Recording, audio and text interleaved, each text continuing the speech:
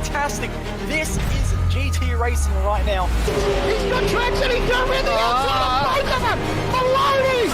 Oh, he's taken Anderson. Anderson's up to Oh my God! Oh. Big crash! Oh my goodness, half the field's going to get rolled. Section's very close. These guys are going to want to make their way through the field very quickly.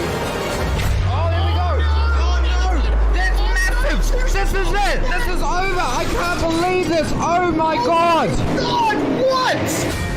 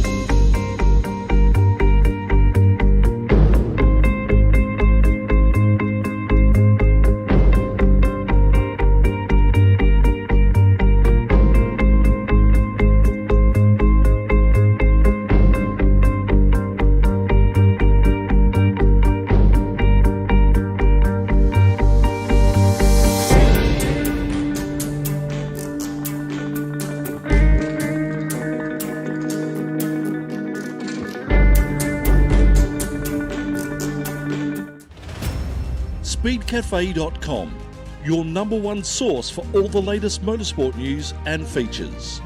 Breaking news, live event updates, unprecedented global motorsport coverage, performance motoring news and reviews, all in the palm of your hand, anywhere, anytime. Speedcafe.com, first, fast and free.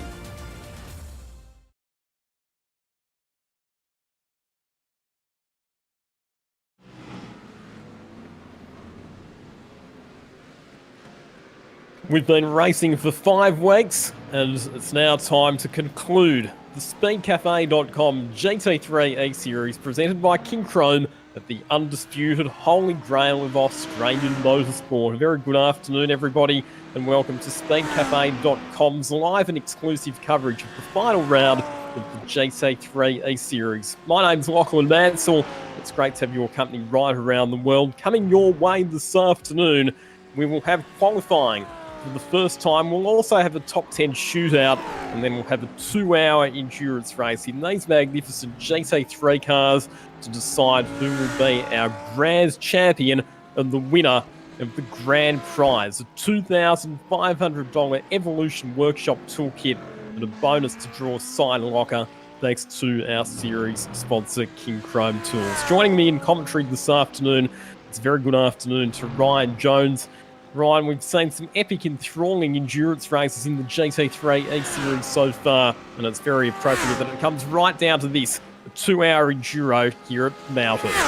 Yeah, there's no other circuit that could host this finale of the Speedcafe.com GT3 E-Series map panorama, and very interested to see how this plays out. Obviously, Job Stewart, he's got one hand on the trophy, but any championship finale always throws anything and everything at you. Map Panorama also throws anything and everything at you. So we're going to throw them together, and Job Stewart, it may seem simple on paper, but he is going to have a tough job ahead of him if he wants to claim this championship. Indeed he is, so we'll have a look at the point scenario coming into the weekend and the situations that Job Stewart leads the standings by 152 points over Paul Auditore. It's a pretty handy margin, but there are 225 points up for grabs this afternoon, which means that Job Stewart only needs to finish inside the top 18 to clinch the title. Jackson Sousa and Harlow third in the standings coming into this afternoon's race, ahead of Jack Boyd, and then it's Reece Cohen at Jeff Connell, Kane Thornhill, Kobe Williams, John Martin, and Brad Clenk rounding out the top 10 in the series standings. Like I said, a bit of a different race format for us this afternoon because We'll have qualifying, which is the session that we're watching right now, but we'll then have a top 10 shootout. So this 15 minutes, it's all about getting yourself into that top 10 to have a shot at one lap glory around this 6.2 kilometre racetrack. A top 10 shootout around Mount Panorama is synonymous with the Bathurst 1000. We've seen some truly remarkable laps here when you give this full 6.2 kilometre racetrack to a sole driver. Greg Murphy's lap of the gods, we all know about that. Scott McLaughlin's blistering lap a year or two ago as well, getting down to record-breaking pace. You have to be fully committed. There is nowhere that you can afford to rest on your laurels, and we see some truly wild moments in the top 10 shootout. Can't wait for that at the end of this session. But first, to get there, you have to be in the top 10 at the end of the session. So even now, you've got to throw everything at it. And not only that, Ryan, but in the last couple of years, we've seen the top 10 shootout in use at the Bathurst 12 hour as well. So these GT3 cars, we have seen them doing the one flying lap around Mount Panorama to set the grid positions for the 12 hour. Let's have a look at how the results have played out so far in the GT3 Eseries. We started off at Indianapolis. That race was won by Job Stewart after a pretty close contest with Jackson Suzel and Harlow. Andre Heimgartner finished third on that occasion. Round number 2 took us to the Spa-Francorchamps circuit, where in a race that became all about fuel conservation, it was again Job Stewart who managed to claim victory ahead of James Scott, and then Reece Cohen finishing up in third position. Round 3, we headed to the Nürburgring, the 25-plus kilometre circuit, and it was here that Job Stewart faltered, got caught up in a crash at one of the safety car race starts, which saw him tumbling down the order. And it was Jeremy Clark in the Ferrari who emerged victorious ahead of John Martin, and then Kane Thornhill rounding out the podium. We headed to the Circuit des Lassards in Le Mans for round number 4. Another cracking race that took place over 2 hours. Shane Van Gisbergen, the Virgin Australia Supercars Championship driver, took the victory there ahead of Jackson Suzel and Harlow and Job Stewart. But in the most recent round at Daytona, which was held a fortnight ago, it was Job Stewart who reasserted his authority at the top of the leaderboard, taking his third race victory of the season ahead of the impressive Jeff Connell, and then Jack Boyd rounding out the podium. So even though it's Job Stewart who's been the constant fixture on the podium, having finished in the top 3 for 4 of the 5 rounds that we've had thus far, still been a good diversity of drivers and manufacturers occupying the other podium positions at each of the events that we've had, which shows that the series organisers, Dalton Ellery and his team, have worked very hard behind the scenes in putting these events together. They've really done a good job of getting the parity right across all of the different GT3 manufacturers to ensure that all of these cars can compete on a level playing field. Certainly is a BOP in effect in GT3 racing, and makes it very close. Now, if we rewind to the Nordschleife, where we had that incident, the top 3 all wrecked on the restart, which was massive, and of course Job Stewart getting caught up in it. Mount Panorama is just as vicious as that circuit when it comes to mistakes being punished. So that's why we talk about this being a really tough job ahead of Job to close this one out. But if he stays ahead of the field, well then, fate's well and truly in his hands. And on the qualifying leaderboard right now, he's got a quarter of a second in hand over Jeff Connell, Emerson Harvey back there in third, Dylan Burst, Daniel Yeaman, your top 5 so far, 3/4 of a second covering those 5 drivers. Interesting to see some of the drivers who are outside the top 10 at the moment as well, because like I say, it's not so much the drivers that are inside the top 10, it's those who are just outside and who are knocking on the door. And there are a couple of big names that we probably would have expected to have been inside the top 10 who are languishing a bit further back at the moment. Jordan Pruden, who's been one of the front runners in these GT3 cars, he's sitting in position 11 at the moment, so got a bit of work to do, a couple of tenths of a second that he needs to find if he wants to make his way into the top 10. And also Jeremy Clark and John Martin, who we've both seen on the podium at events this year, they're currently languishing in positions 17 and 18 respectively. So in the final 5 minutes of the session, they've got a bit of work to do as well. Currently the fastest time in the session, 2 minutes 30 set by Job Stewart, but the benchmark time, the time that you need to beat if you want to book yourself a spot in the shootout, is 2 minutes 4.2, which is held by Richard Skender. He sits on the bubble in position 10 at the moment. Not anymore. John Martin's just knocked him off, and he's got a 10th, so the margin gets lowered to a 204.118. So Richard Skender is now outside the bubble looking in. Jack Boyd just elevated himself to 5th. He was languishing down in 14th before that lap. Remember, he, mathematically, to a point, is still a contender, but realistically, not going to happen for him, unfortunately. Ryan Simpson, what can he do then? Bring on this Mercedes AMG GT3 through Murray's corner, the final corner on the circuit. Careful not to run it wide. Can do that very easily and drop it onto the grass and ruin your lap. He goes up to P11, just misses out by 100th of a second over John Martin, as someone else just went quicker and pushed them all down a spot. Well, I was just having a look at the timing board there, and Blake Purdy it was who moved up into 2nd position. He was outside the top 40, so on his first official flying lap of the session, Blake Purdy's moved up to be just under 0.2 of a second slower than Job Stewart. As we say, Jordan Pruden coming across the line does not improve. The 000 Mercedes remains in position 15 at this stage. So Blake Purdy just had an incident in qualifying with another competitor through turn 2. They were beating and banging each other, and they wrecked coming out of the exit of the corner. So temper's a bit high for Purdy, impatient to get by, and now he's going to be really struggling to get another lap time down because those tyres would have only just come up to temperature. Indeed, but I think that the lap time that Blake Purdy's done will be good enough to secure his spot inside the top 10. Here's John Martin, so Blake Purdy's incursion into the top 10 came at the expense of John Martin. He's been knocked back to 11th position, and he's got a couple of minutes if he wants to reclaim his spot in at the top 10 shootout as he comes across the line. 2 minutes 3.6. The lap time moves him up to position number 5. That comes at the expense of Amrit Candola, who now slips back to 11th. And it's Kobe Williams on a 2 minute 3.9, who's now on the bubble in position 10. That was a half a second improvement that Martin found there, so heaps of time up his sleeve before he finished that lap.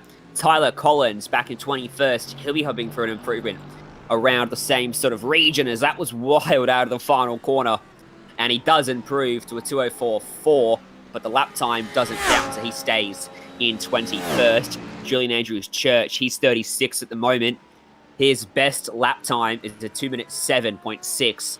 So needs to find quite a bit if he is going to challenge the top 10. And in fact, there's damage to his car on the right-hand side, so might have scraped the wall on this lap already. We're getting into the desperation station section of this qualifying session, Ryan. There's now under 2 minutes to go, which means that everybody's only going to have one more lap left at this stage, and there's still some big names that are languishing a lot further down the order than we would expect. Jordan Pruden, 15th. Jeremy Clark all the way down in 20th position. Matt Lupino, another driver who we've seen running towards the front. He's not in the top 10 positions either. And then there's some other names that are way down the order. Dalton Ellery all the way back in 40th position at this stage. So still some drivers that are yet to punch out representative lap times and try and vault themselves a bit further up the order. Candola there wasn't able to improve. Neither was McMahon, a little bit further behind him on the track. Jack Boyd is starting to fall into the clutches of the 10th place bubble. That lap will keep him in 7th, but it is his fastest lap of the session so far. Jet Johnson hasn't registered a lap time yet in this session. He's desperately running out of time. John Martin will cross the line. He'll get one more attempt up his sleeve. That's a 204.9. That's off the pace by 1.3 seconds comparative to what he's already done. Dylan Burst will stay 6th as well with his latest effort. Having a look at other drivers that are on laps and potentially on target to improve, of course, provided you can get across the start-finish line before the clock strikes 0, you will get one more lap in. Here comes Kobe Williams. He's on the bubble at the moment in position 10. No improvement in lap time for Kobe Williams that time around. Here comes Dale Breed currently in 32nd position. The Canberra driver, former Super 2 and main game Supercars competitor. Tyler Collins in his Mercedes comes to the line, and he will greet the checkered flag. Paul Auditore, one of the drivers still in contention for the championship coming into this final round. He is in the top 10, but only just. He's currently scored in position number 9, so he wouldn't want too many other drivers to be improving their lap times in the dying stages of this session. Doesn't count. He's managed to invalidate that lap time, so he will stay 9th, and he is going to be looking over his shoulder because he's only got about a 1/10 of a second up his sleeve at the moment. Amrit Kendola on the outside looking in. Can he find the improvement? A 2:03.959. Needs to find half a 1/10 to improve, and that lap won't count.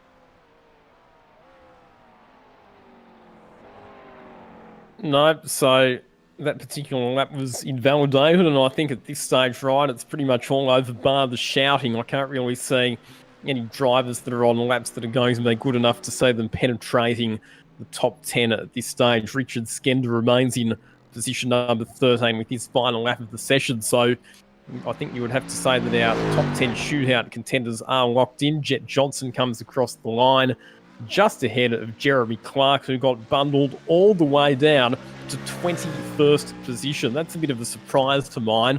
You would have expected, based on some of his past results in the speedcafe.com GT3 Eseries, that he would have been a lot higher up the order than that. Brad Hayes, can he find a miracle? No, he can't. He gets his first lap time on the board. Not good enough for him. Kobe Williams then, in 10th place, should be the last driver making it into the top 10 shootout by the skin of his teeth. Ray Oliver back in 30th place, needs something massive and doesn't find it. Does find 4/10 of a second though to jump him up a few spots to 24th. 10 spots ahead of this man, Dale Bread. And he will not find an improvement either. That's not a good lap for Liam Budd. Interesting to see there, Ryan, that there were a number of drivers, I noticed Kobe Williams in particular, really hustling through the pit entry on their way into pit lane. And I think that it's probably just an opportunity for those drivers to practice doing the pit entry here at Mount Panorama, because you do have that chicane on the way into the pits and you do have to really fire the car across the curbs. There's a lot of time that you can gain or lose by making an efficient pit entry. So the driver's just taking the opportunity to do that because it might help them out during the race. But it's Job Stewart, our championship leader, who's on provisional pole ahead of Blake Purdy, Jeff Connell, Emerson Harvey and John Martin. Dylan Burst, Jack Boyd, Daniel Yeaman, Paul Auditore and Kobe Williams. They are the 10 competitors who you will see participating in the top 10 shootout, which is coming your way very shortly right here on speedcafe.com. Amrit Kendola missed out by 0.05 of a second. He'll be sorely disappointed with that, so he will be forced to line up from 11th. Ryan Simpson alongside him as well. This is how the rest of your qualifying order was. We've still got another 10 spots to decide before we have our final starting grid, though, in just over 15 minutes' time.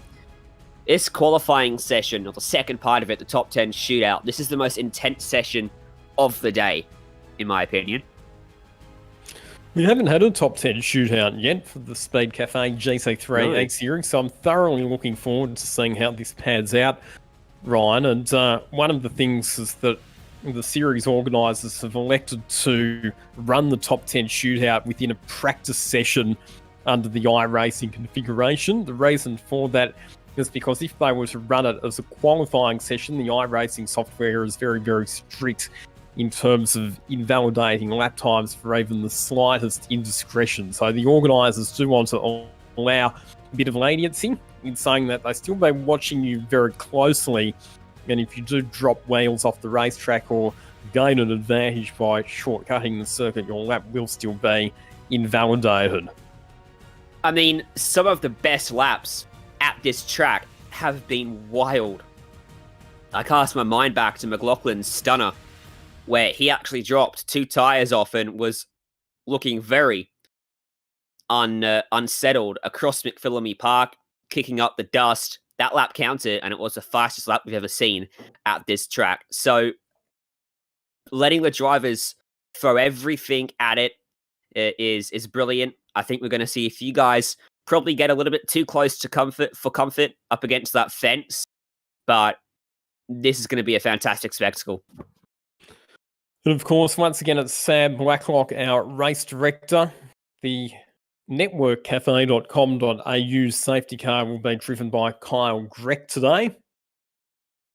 It is a 2-hour endurance race. We are expecting probably 2 or 3 pit stops over the course of the race. But before we get into the race and we start to talk about the strategy, where we'll be letting our top 10 drivers in that qualifying session loose, each of them to complete one flying lap with no other traffic on the circuit around the greatest 6.2 kilometres of racetrack in Australia. It's a special feeling. Every driver says it. When you get this track to yourself, and in the sim, it's no different, especially when you know there's a broadcast and you're going to see everyone's going to be watching you on the track. They're going to see if you make a mistake or if you throw it off the racetrack. They're all going to see if you pull the rabbit out of the hat and go to the top of the sheets as well. So for those of you who are not familiar with how top 10 shootout works, the way it works is that the top 10 cars in qualifying will each get released onto the circuit for one flying lap. So they'll do one out lap out of the pits, and then they'll do one flying lap, which will be timed, and they'll go from 10th fastest through to fastest based on the order from that qualifying session. So Kobe Williams, who was our 10th fastest qualifier, he will be out first in the number 94 Mercedes AMG GT3, and then we'll see the other cars come out after that. Of course, we'll have sector timing references so that we can let you know how the drivers are performing relative to one another.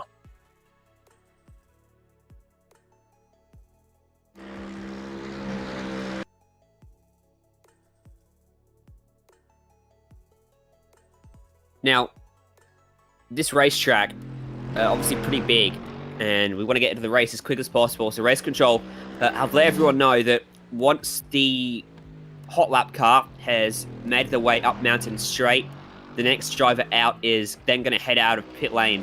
So we should see drivers starting their laps about 15 to 20 seconds after the previous fast lap was completed. So this is going to come at us thick and fast here.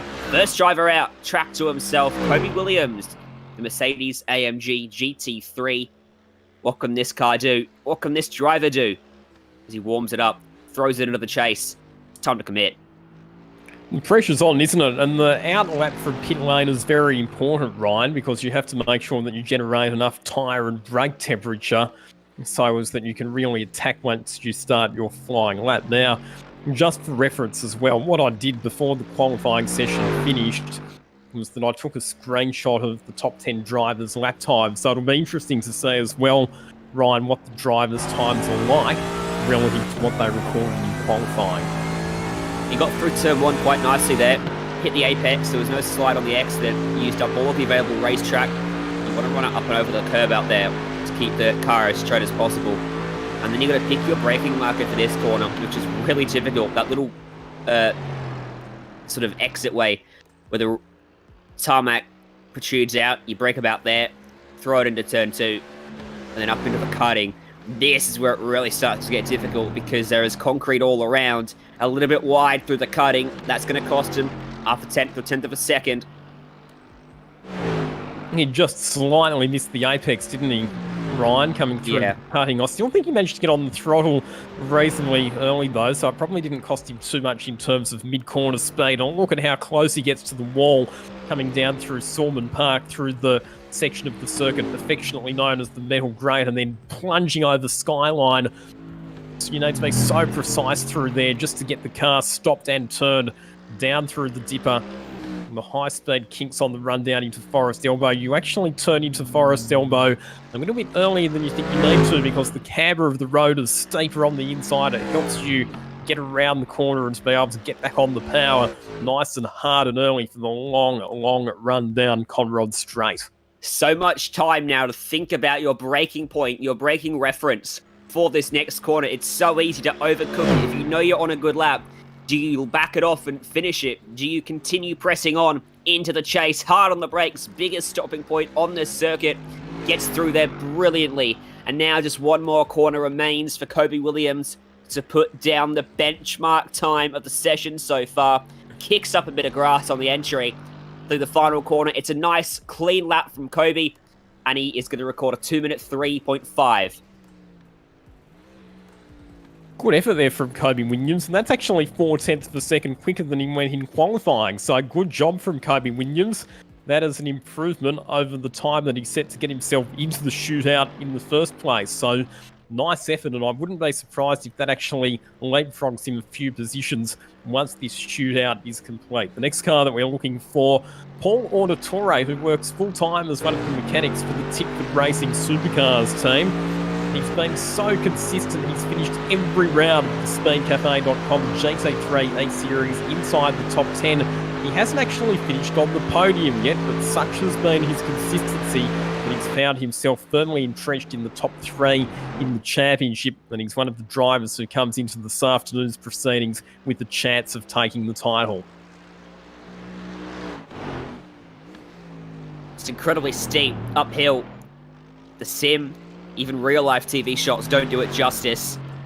It's a big climb up to the top of the mountain, using all of the available power underneath you, through under the tree, and now down into the dipper. It's not the dipper, the metal grate, and he's whacked the fence there. He's got away with it. Bit of paint scraped off though, through Skyline, through the S's. Now he heads towards the dipper. Front left will pick up off the ground. He was lucky to get away with that incident at Silman Park there, where he glanced the wall with the right rear of the car. Like you say, I think he just about got away with it. Oh, through Forest Elbow, missed the apex and ran right out to the wall on the exit. I think he might have had to reset the throttle there as well, Ryan, which would have cost him some valuable exit speed heading on to Conrod. You could see through the windscreen in that shot too, he was fighting the wheel, his virtual hands soaring back and forth, so he had a major handful on through Forest Elbow, and that will have hurt him all the way down Conrod Straight, Lockie, all the way until he hit the brakes down at the chase. In saying that, though, in terms of his sector times, he is still about a 10th quicker than Kobe Williams, so Paul Auditore, provided he gets this last sector correct, should still be on target to jump up to first place on the timing screen out of the final corner at Murray's Corner. And does he go fastest? No, 2 minutes 3.8, so it fell apart for Auditore in the final sector, and he slots into position number 2 on the timesheets. That pretty much matches what he recorded in qualifying, though, to get into the shootout, but he is provisionally second at the moment as we pick up Daniel Yeaman, the Melbourne driver, in the Audi R8, coming through Hill Corners and in his flying lap. Recently spent some time at the Dream Simulation, Thomas Randall-owned facility, doing some laps around the mountain in preparation for this weekend's event as part of his prize for winning a competition that was run through the Sim Racing Oz website.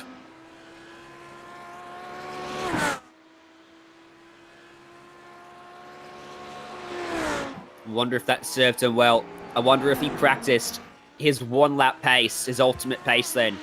Because this is the true test of car and driver. That corner is so difficult.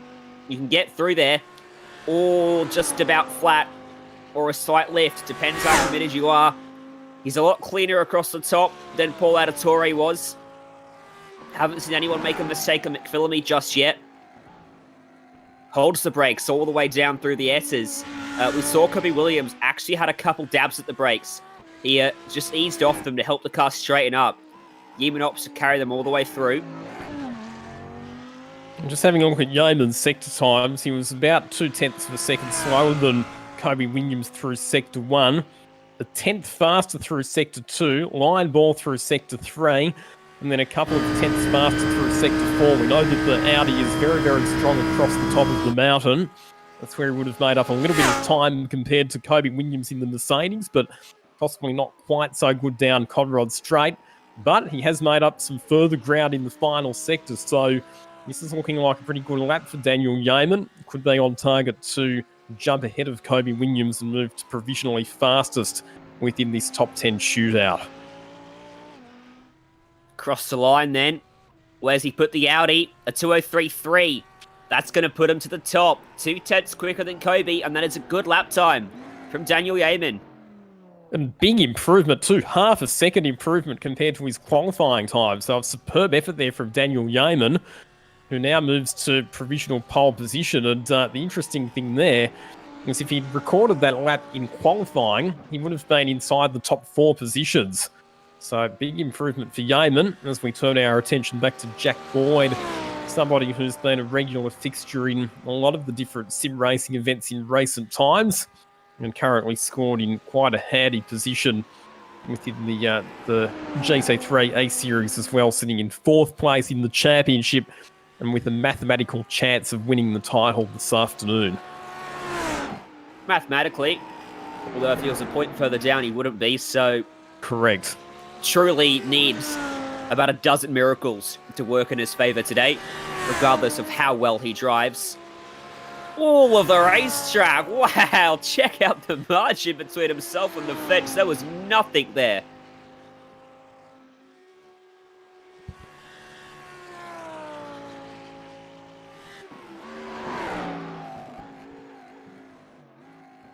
Beautiful line through the S's, hooked up very nicely for him.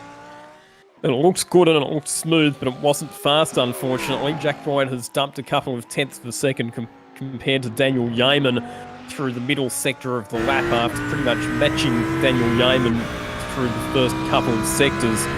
And he's lost another couple of tenths on the run to Forest Elbow as well. So it's been a tiny lap for Jack Boyd, but it hasn't been quite as quick as the other Audi R8 that we've seen running in the session so far. Into the chase, fastest corner in the country, a cool 270 k's as he tips it in at full noise, and then stomps on that brake pedal. Depending on what pedal set you got at home, that's a lot of braking force going through your left or right foot. Again, depending on your style. And then into Murray's corner.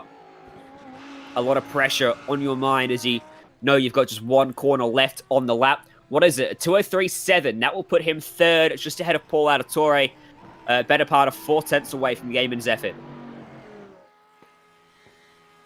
Yeah, like I said, it was a pretty impressive performance from Daniel Yeaman, particularly considering the fact that he improved by half a second compared to his qualifying lap time. Jack Boyd did pretty much the same lap time in the shootout as what he achieved in qualifying. As we turn our attention to the next car to run in the shootout, another Audi R8 in the hands of Dylan Burse, who we also saw having some pretty strong performances in the Circuit XL A-Series.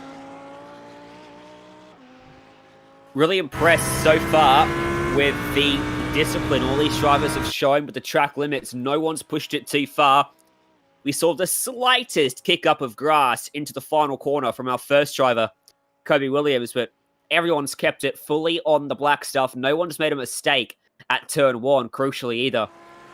Turn 1, Hell Corner, and Forest Elbow, probably the 2 most critical corners on the lap because they lead onto massive straights, and you can dump a bucket load of time if you launch onto them badly. Got it turned nicely through the cutting there. 22.8 the sector time for Dylan Burse through sector number 1, which is actually a tenth quicker than Daniel Yeaman. It's not the quickest sector that we've seen through sector 1 because that was recorded by Kobe Williams, but he's quick again through sector number 2. Dylan Burse, another tenth quicker than Daniel Yeaman. So this has been a good lap from Dylan Burse so far. How does he go on the downhill section through the S's and the Dipper? It looks nice and smooth and fast down through there. All about maximising the turn-in and the exit speed through Forest Elbow to run onto Conrod, and he's done that nicely as well. This is a good lap so far from Dylan Burse. It's at least as good as what we've seen from Daniel Yeaman so far. Dylan Burse's lap in qualifying was a 2-minute 3.6, but based on what we've seen so far from the Audi driver, I wouldn't be at all surprised if he improves with this one. So much jam force these cars generate. The kink is almost a non-corner. Fully on the throttle, not a hint of a lift from him. As he tips it in, you carry so much speed for so long until you jump onto the brakes of that chase corner as well. Murray's Got that turned relatively nicely. May have just been a fraction off the apex, and it is. Provisional pole, 203.274. That's the fastest we've seen so far. A tenth of a second quicker than Daniel Yeaman. Nice lap from Dylan Burse. 4/10 quicker than what he recorded in qualifying. He'll get a round of applause from his pit crew for his efforts there. And now we're watching what has turned out to be the sole professional driver in at this top 10 shootout, the BMW Z4 GT3 of John Martin, a driver who formerly won the Australian Formula Ford Championship. We've seen him drive for Team Australia in the A1 GP Series. We've seen him race in a variety of different sports and GT cars, both overseas and here in Australia as well.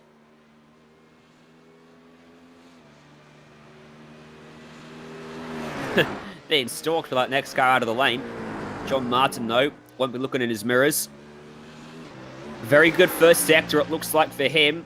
Whether it is on the timesheets, though, remains to be seen. 46.8, how's that stack up? Yeah, good sector time so far. Sector number 1, the fastest time that we've actually seen through that sector, 22.7. Through the second sector, he was right on par with actually a couple of tenths quicker than Dylan Burse as well. So this is a good lap so far from John Martin. Oh, he's glanced the wall on the run into the dipper, though. How much has that cost him through that corner? I think it's cost him massively. You can see that he was completely offline as he headed down the hill. So that has damaged the car. And unfortunately, that has trashed John Martin's lap. He was half a second down heading into sector number 4 of the lap. And it's going to be all that he can do just to bring the car home now. But unfortunately, just as he was looking like he was on for such a good lap too, John Martin, up to that point, it was a lap that would have been good enough to see him vault to the top of the timesheets. But that little mistake, just glancing the wall on the rundown through the dipper, it's had catastrophic consequences. And I think you'll find that John Martin is going to be relegated back to last position out of the cars that have run so far in this shootout. Yeah, it started all the way back at the entry to Skyline. He opened up the entry more than anyone else in the session so far, and carried a lot of speed as a result. Couldn't quite get it slowed down. Threw himself over the grass in the middle of the S's, and that put him offline. Just glanced that fence, and we saw the end result. Emerson Harvey uses very little of the racetrack there. First driver not to use the curb on the exit of the first corner. So Emerson Harvey, the second of the BMW drivers to be running in this shootout. And incidentally, John Martin's lap time was 2 minutes 4.0, so wasn't as disastrous as it might have been, but the mistake clearly cost him a lot of time, and he did slot into position number 6 out of the 6 cars that have run in this shootout so far. Emerson Harvey then, the first BMW to tackle the mountain. The attitude under the tree there. Rear end almost overstepping. Controlled it nicely. Used the curb on the entry there through Solomon. Really committed this lap. He's throwing everything at him. Using every little bit of the racetrack. Bar turn 1. Where he was very smooth. Using all the curbs through the dipper. No room there. He kept the car tucked in very nicely. A few drivers have struggled to keep the car restrained through there. But he kept it under control, and now through Forest Elbow. How's it look on the exit? Nice and smooth. Awesome split so far from Emerson Harvey as well. Over the top of the mountain, he was 4/10 of a second quicker than everybody else. And through the 4th sector, he was competitive as well. So this is a good lap for Emerson Harvey. He might have just lost a little bit of time on the run through Forest Elbow, but provided he can complete the lap okay, it's still going to put him somewhere towards the top of the order. Out of the chase, get it slowed down to the left, back to the right quickly. Then edge it over to the outside of the racetrack for the entry to the final corner. Don't hit the curb, it'll throw you out wide. And then how does it look as he exits beautifully, and he does a 2 minute 3.195, 800s quicker than Burse. The gaps are getting smaller, but now it's Harvey sitting on the pole. We're getting into the business end of this shootout now. Ryan, 3 cars left to run, including a driver who really impressed us in the previous round of the series at Daytona, finishing on the podium, finishing second behind Job Stewart. A driver who's only a relative newcomer to sim racing. He's only been doing this for a few months. He's not tied up with any of the established sim racing teams. He runs as a privateer, but he has well and truly demonstrated that he has the ability to take the fight right up to the more experienced competitors. He certainly has. He made a minor error through turn 1. He just had to catch the car. It slid just a little bit. I don't know whether that cost him or not. Either way, it will have made him take notice of this lap. To right on board, up the hill now, out to the left, and then you're carrying as much speed as you can. Do you touch the brakes? Do you just feather the throttle? Depends how committed you are. Opens up the entry to Skyline nicely there. And crucially keeps it off the fence.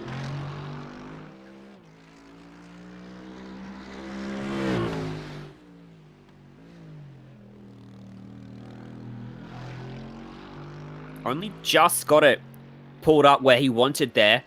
He was fighting the car a little bit to pull it back to the right to open up his entry. Just kept it under control. How do the sectors look?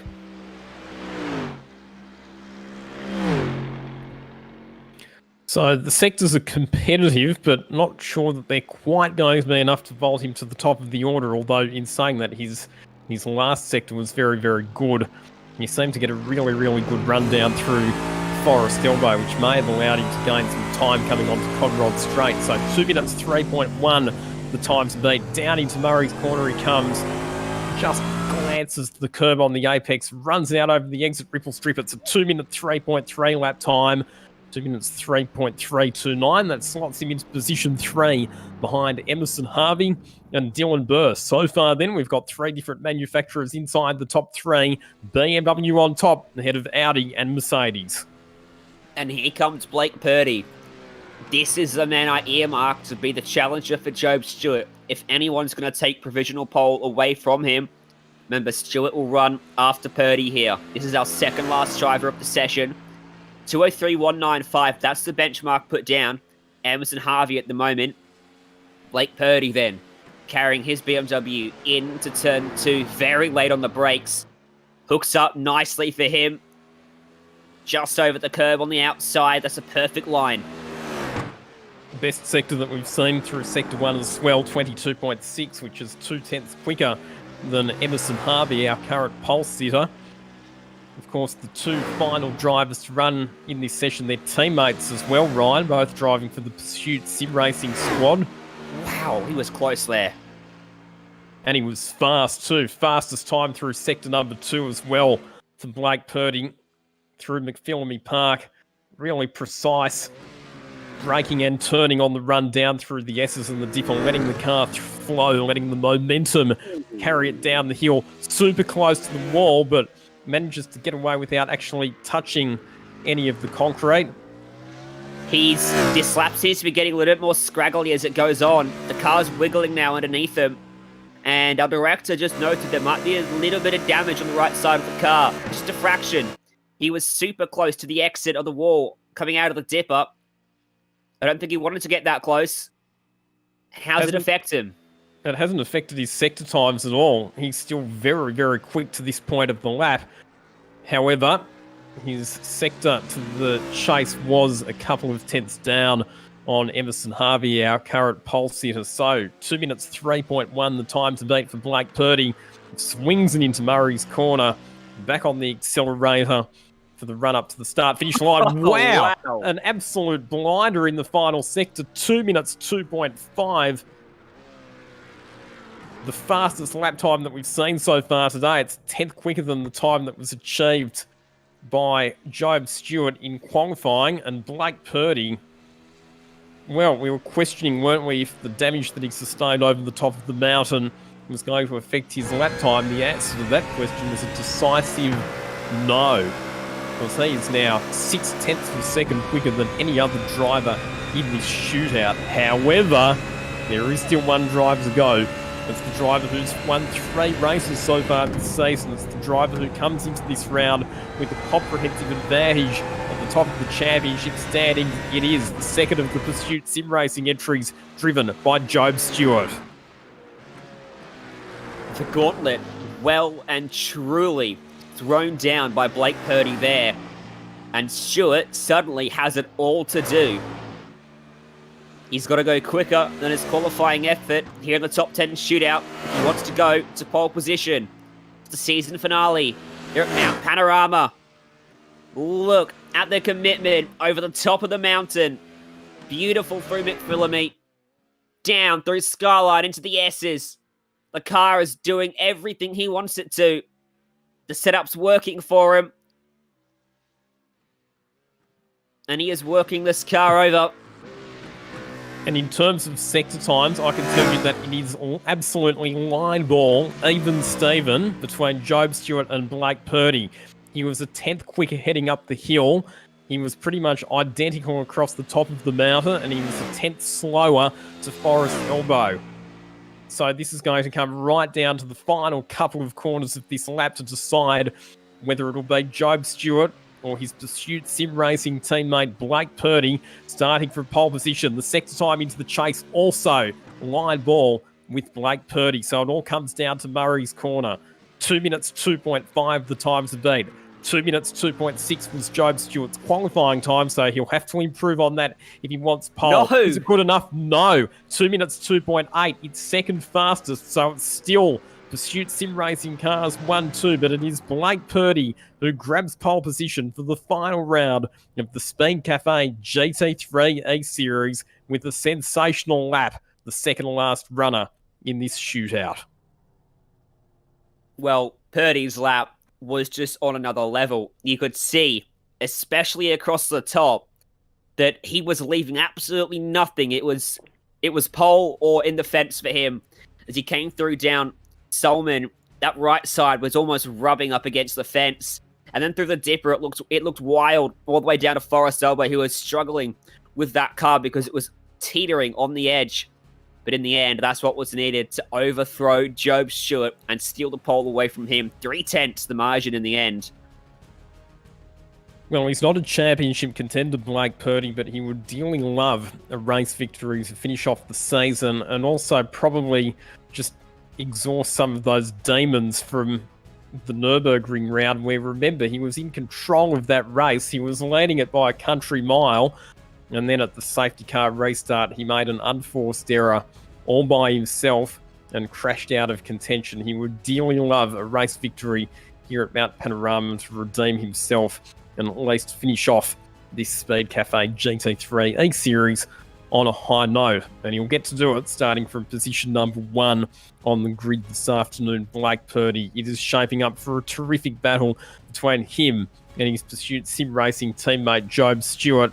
But there's plenty of other contenders as well. Emerson Harvey and Dylan Burst, we know that they're going to be quick. Jeff Connell continually improving and has qualified in the top 5 once again. Paul Auditore, he comes into this afternoon's race with the chance of winning the championship. And John Martin, what can he do flying the flag for the professional drivers? That's all to be answered in the 2-hour endurance race at Mount Panorama, the final round of the SpeedCafe.com GT3 E-Series presented by Kincrome Tools. And it's coming your way after this break right here on SpeedCafe.com.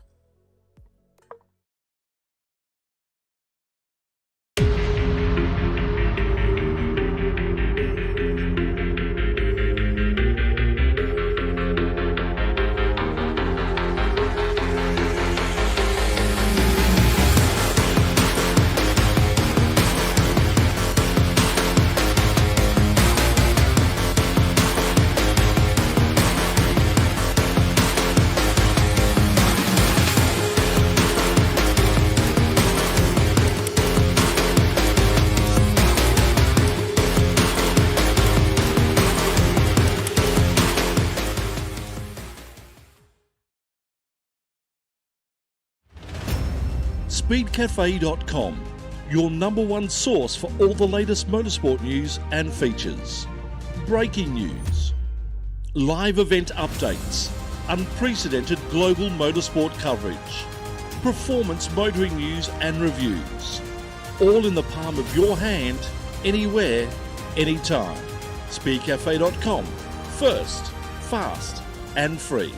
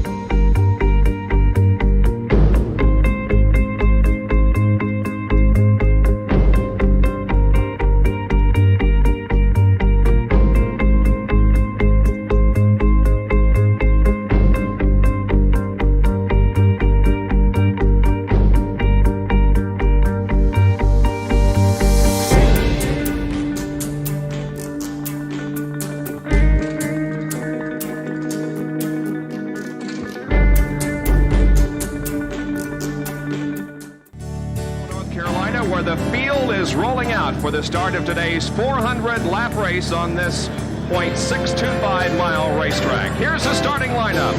On the pole from Dawsonville, Georgia, in the number 9 Coors Ford qualifying and Winston Cup race from North Wilkesboro is underway.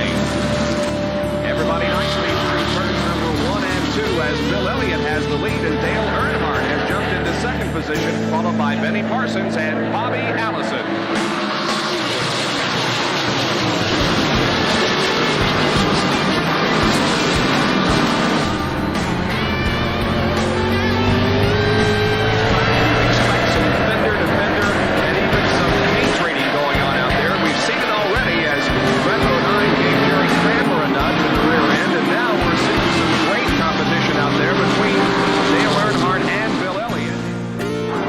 Georgia, Bill Elliott, straining car number 9 to bring it home. 10 car lengths, Bill Elliott, two-time winner of the Great American Race. Now the out-of-fuel Bill Elliott and Dale Earnhardt is going to win the Trans-South 500, his second win of 1987.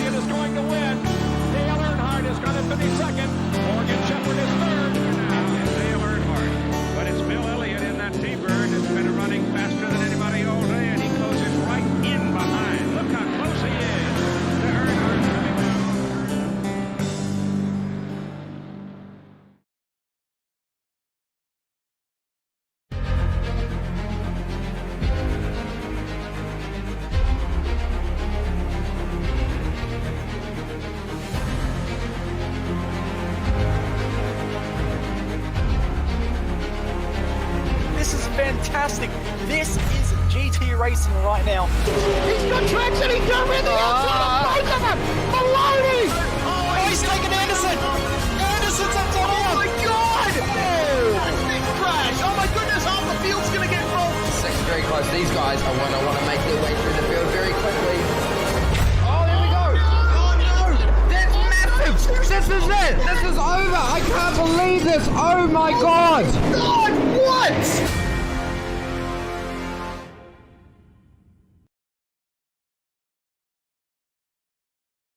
You are watching the final round of the Speed Cafe GT3 Eseries presented by Kincrome Tools live on speedcafe.com. Lockie Mansell in the commentary box along with Ryan Jones. We've had qualifying. We've had the top 10 shootout. We are just about ready for a 2-hour race around Mount Panorama. A few critical facts before we get into proceedings for this race. It will last for 2 hours, 120 minutes. There will be at least one safety car intervention with the possibility for more than that if there are incidents that necessitate the safety car. In terms of pit stops, we are predicting that every driver in the field will have to make either 2 or 3 pit stops depending on where and when the safety cars fall. So, as always, in these Speed Cafe GT3 races, there will be some strategic variation as well. We've got the title on the line. Job Stewart is in the box seat. He only needs to finish inside the top 18 to clinch the title. That is if his nearest rival, Paul Auditore, wins the race. And if Job Stewart does clinch the title this afternoon, then thanks to our series sponsor Kincrome Tools, he will score himself a $2,500 Evolution Workshop toolkit and sign locker. Again, big thank you to Kincrome Tools who have supported this series all the way through, handing out prizes to our round winners each week as well. Ryan, we've had a bit of everything in the Speed Cafe GT3 A-Series. We've had controversial incidents. We've had blockbuster finishes. We've had great motorsport theatre. We've even had some races where there's been fuel conservation runs happening in the closing stages as well. Now we come to Bathurst, where when it comes to endurance racing, everything can and usually does happen. What's your prediction for this afternoon? Well, it's going to be interesting. Obviously, that's not a statement, but as we watch out Speed Cafe Porsche safety car do some networkcafe.com.au. Network Cafe, yep. Do some reconnaissance laps. This track is going to throw everything at these drivers. Job Stewart starting from second. Purdy overthrew him for pole. That's going to be an interesting fight because you mentioned they are teammates, but Purdy's not in the title fight. How hard do they fight, if at all? Auditore's got some work to do. He's going to have to effectively win this race and have some sort of major issue play out for Job Stewart, who needs to finish just 18th. Now, something else I've just learned, which I think you're about to learn too, is we're actually going to start in the dark here at 5 a.m. in sim time. The sun progression of about 8 times its normal speed. So we're going to be going through some pretty big track evolution as well. And lap 1 in the dark at Mount Panorama, big potential for drama. That's fantastic, though, isn't it? Having a full slate of GT3 cars starting in the dark at the mountain. It will be very reminiscent of what happens in the Bathurst 12-hour. Let's just hope that the kangaroos stay off the racetrack, because typically in the 12-hour, they can become a bit of a safety hazard for the drivers. Allegedly going to finish at about 9 p.m. as well in sim, so that's getting on the verge of finishing in the dark too. What date is it in the sim? It's May, I believe. Yeah, it is May, so winter. So we're going to be finishing in the dark, because sunset in the winter is, well, it's early, isn't it? So, last time I checked, May's actually autumn, but anyway. Listen, there's two seasons in Australia, summer and winter in my books. I don't worry about this autumn and spring stuff. So yeah, we're gonna go through some massive changes here, which is gonna play havoc on the drivers, because as they pit and their tires go through tire cycles as well, they're going to be trying to keep up with the track that's going from cold to hot, back to cold again, and the grip levels are going to be fluctuating like no tomorrow. And what we've seen in previous events as well, Ryan, is the fact that there are cars that will have different strengths and weaknesses depending on the track conditions, particularly the track and the ambient temperature. So, for example, we saw at the Le Mans round, which was the last round where we had the transition from daytime to nighttime conditions, that in the cool conditions of the night, the Audi R8s were very, very fast, but they were not quite so strong in the warmer daytime conditions. So that's one thing I think we can expect to see in this race, is that there will be different cars and different combinations that rise to the fore as the day evolves.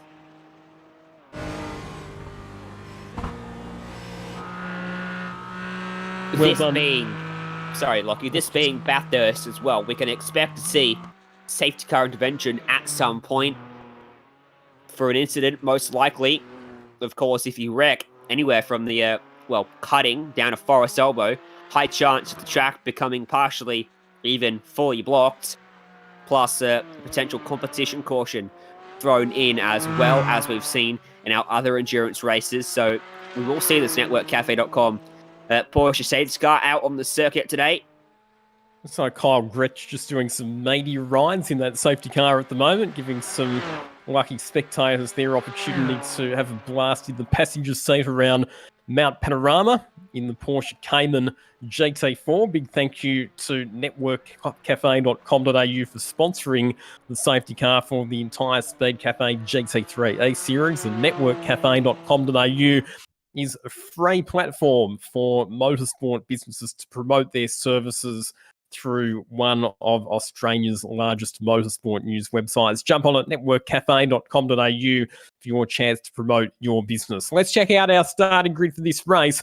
And it's Blake Purdy on pole position ahead of Job Stewart, Emerson Harvey and Dylan Burse on the second row, Jeff Connell and Daniel Yeaman out of positions 5 and 6. And then it's Kobe Williams back to Jack Boyd, Paul Auditore ninth, and John Martin rounding out the top 10.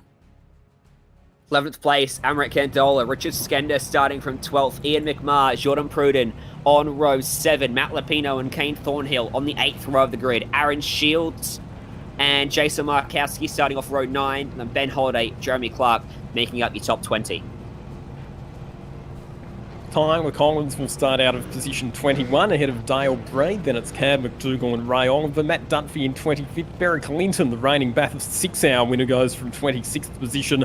Race Cohen and Robert Crisdale out of positions 27 and 28. Ben Blaze and Zach Nickel completing your top 30. You can see it is dark in the background as well for these drivers to launch off. 31st, Jared Farrowell, Jet Johnson next to him, Sam Batty, Jack Anderson on row 17, Julian Andrews Church, Dalton Ellery, Brad Hayes, Brad Clank, Pete Dunham, Stephen Ellery at top 40.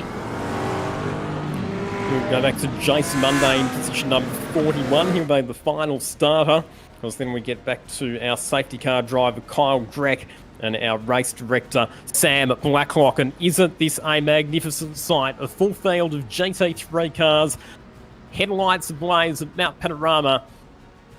The safety car will peel into pit lane, and we are formed up for a double file rolling start. 2 hours on the clock for the final round.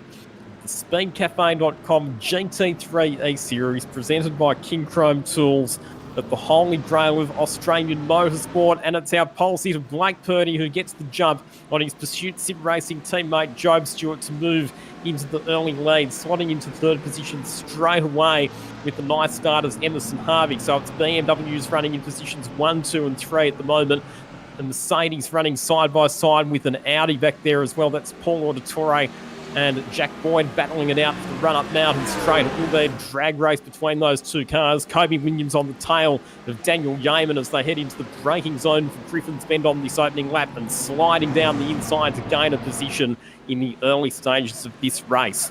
That inside line checked up a bit on the start. Jeff Connell, I think, misjudged it. Bit of nose-to-tail contacts, and everyone had to just ease off a little bit. Allowed Purdy, Stewart and Harvey to jump away nicely. Now it's single file because it's going to get treacherous if you're side by side on lap 1 on cold tyres. Over the top as the sun rises overhead and they flash by our camera, all 40 of these GT3 machinery cars waking up the virtual campers over there around McPhillamy, Solomon Park, and then down the hill we run. Good start from Blake Purdy, reacted very well there at the race start. You can see the rear ends of some of these cars just twitching a bit sideways as they plunge down through the dip, and not a huge amount of grip on cold tyres. All of the drivers just giving each other enough racing room on this opening lap, playing it a bit safe because of the dark and the cold conditions that we've got here at Mount Panorama. But look at the Pursuit Sim Racing teammates as they start to work together to build a buffer over their pursuers. Emerson Harvey sitting there in third position, but he's under some pressure from Jeff Connell in that big black Mercedes AMG GT3. Connell very late under brakes into the chase, and Emerson Harvey starting to feel the pressure. We saw there that he drops the right rear wheels off over the exit curve there at the chase. That's going to give Jeff Connell the invitation to go up the inside, but he makes contact with the rear of Emerson Harvey, who's on his way to the National Motor Racing Museum, firing down the escape road at Murray's Corner. That car's beat up. Look at the front end of it as well. or that car might need to retire because it is handling a bit like a garbage truck at the moment. Looks like one too. Big damage front and rear to that car. So more to the story in terms of how the front end got that damage, as here's the replay. So he made a bit of a mistake coming out of the chase, which cost him momentum, and Jeff Connell switched to the inside. And unfortunately, that's just Jeff Connell misjudging his braking point there. So he's made nose-to-tail contact with Emerson Harvey's car, which has caused Harvey to go firing into the fence on the right-hand side. So that will no doubt come under investigation from our race director, Sam Blacklock, and I wouldn't be surprised if we do get a penalty for Jeff Connell as a result of that one. So a couple of our top contenders in strife with not even one lap completed in this 2-hour endurance race. Replay of the start. Remember that check-up I highlighted on the start? There it is. Connell misjudging, causing everyone to back out of it, and checked up that inside all the way back on towards the mid-teens, 20s even. And then the congestion down into turn 1. Good job from everyone involved to sort themselves out. And there was no issues there on the first lap to note. And with the 4 times sudden progression we've got, not the 8. Oh no, big shunt. And that is a big incident at the top of the mountain. This is just after Skyline through the S's. Barry Clinton's involved, so too Brad Hayes. So some of the runners down the order. Not surprised to hear that the safety car has been deployed as a result of that one. And I just noticed on the timing screen as well that Kobe Williams, who was running inside the top 6 or 7, had gone tumbling down the order. So, wow. Goodness me. Well, there is Kobe Williams. So he's back in the pits with a huge amount of damage. Ben Holiday, the 12-year-old, back there as well. Jeremy Clark in the Ferrari. This has started high up the order then if Kobe Williams is involved. Well, there's an incident heading into McPhillamy. That's Kobe Williams in the fence there. So that's completely separate. You're going to have to go through and... Wow. Under the tree. That car absolutely slamming into the fence. Left side destroyed. What happened? We saw Greg Murphy doing a similar thing in a Holden Racing Team Commodore in 2013. Just on the run into Reid Park as you head under the gum tree. Oh, he's clipping on curb. Yep. So, has this then put some other people off that's caused the overall incident? You can see the car crabbing ridiculously, and he's on the racing line there. He gets it off, and then there's the incident that collects him. They spin back across the track, and I dare say some of those damaged cars might have been the catalyst down at Skyline. Jeremy Clark. Ben Holiday got caught up in it as well. Crashing. Oh, so because might have been Holiday. Yeah, because there were cars having to take evasive action there, so Ben Holiday had damage as well. I think as cars were trying to negotiate their way around him, that's what's checked up the field. So you can say that Ben Holiday can't steer his thing properly. And yeah, there's drivers who are off the racing line and slamming on the brakes, and that's what's caused that monumental pile-up a bit further back in the pack. So that might be the first time I've seen an incident under the tree cause a major pile-up at Skyline. Yeah, you're right. That crash went on for a long time. It was classic chain reaction, wasn't it? One incident causes another one.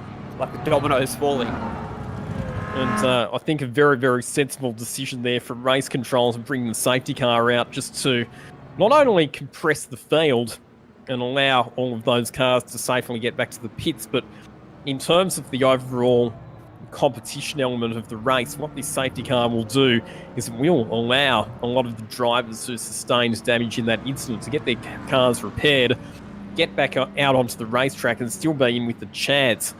Because one thing that we really don't want, Ryan, is a whole lot of cars to be ruled out of contention so early in the motor race.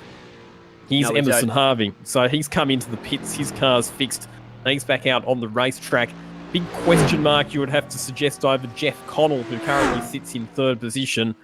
I still reckon that he's in real danger of getting penalised for that incident for making nose-to-tail contact with Emerson Harvey down into Murray's corner at the end of the first lap. Kobe Williams might be feeling a little bit sheepish once he finds out that mistake caused that issue.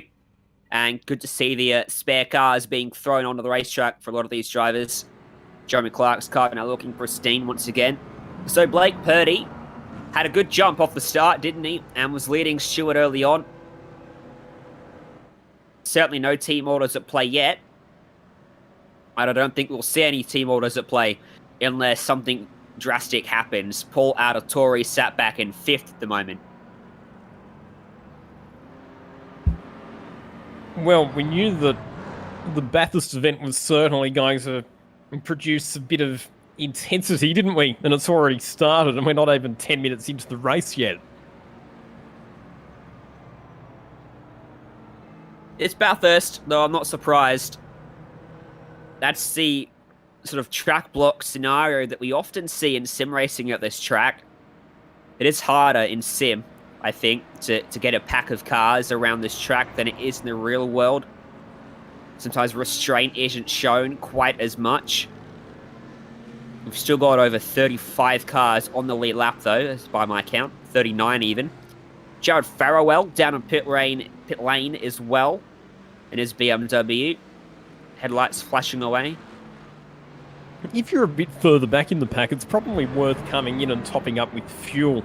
Because we are so early in the race, it's not going to change things massively in terms of strategy, but it means that you might just get a slightly shorter pit stop a bit later on, which might help you make up a couple of positions. So you definitely wouldn't come into the pits if you're in the lead pack, but if you're a bit further down the order, it's probably a manoeuvre that's worth making at this point. As we say, the sun's starting to rise here at Mount Panorama, so headlights being turned off on some of the race cars at this point.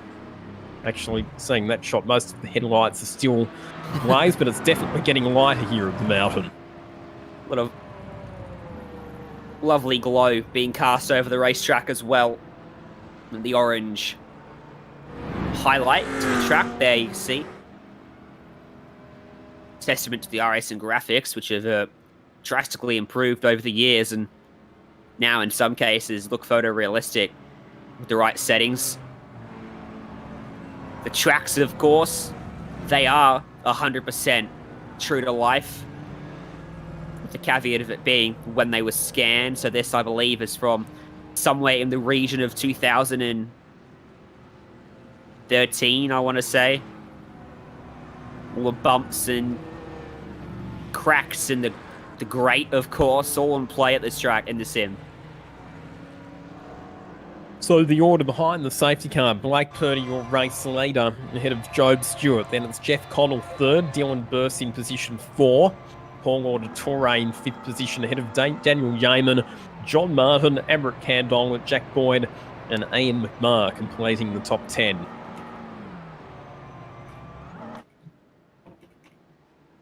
Lights are out on the networkcafe.com.au safety car, so we will have a race start this time around with an hour and 49.5 minutes still remaining in this race.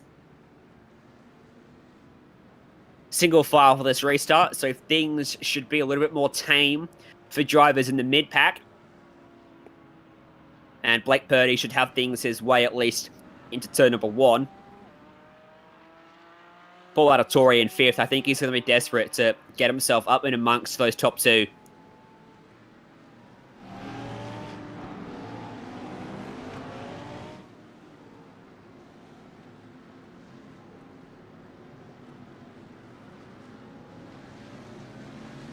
So up to our race leader, Blake Purdy, to control the restart, and he's gone early there. He was accelerating before they even made it into Murray's corner, so he's already extended a couple of car lengths over his pursuit sim racing teammate, Job Stewart, who needs to take a risk-free, trouble-free approach to this race.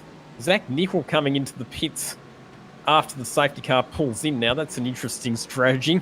If you had to make a pit stop, why would you have not done it while the safety car was out?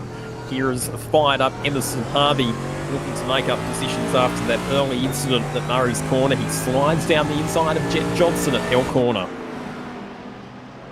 Yeah, good move. I expect him to carve through this mid-pack relatively easily.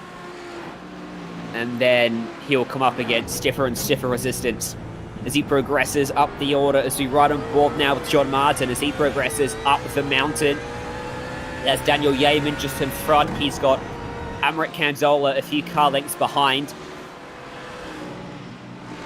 Amrit Candola currently the sole McLaren representative inside the top 10.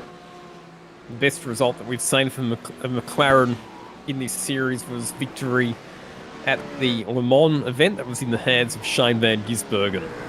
I can hear in the background too, I see a lot of drivers are topping out at the top of their gears through some of these corners, opting to just let the car bounce the top end of the rev range as opposed to shifting up before immediately dropping back down another couple of gears, looking back over the heat haze that comes out of the back of the McLaren.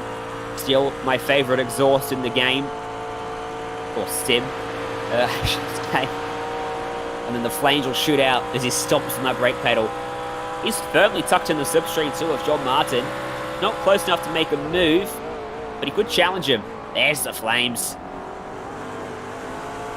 Jack Boyd in the Audi currently in 9th position. He's had a fairly conservative start to this race, Jack Boyd.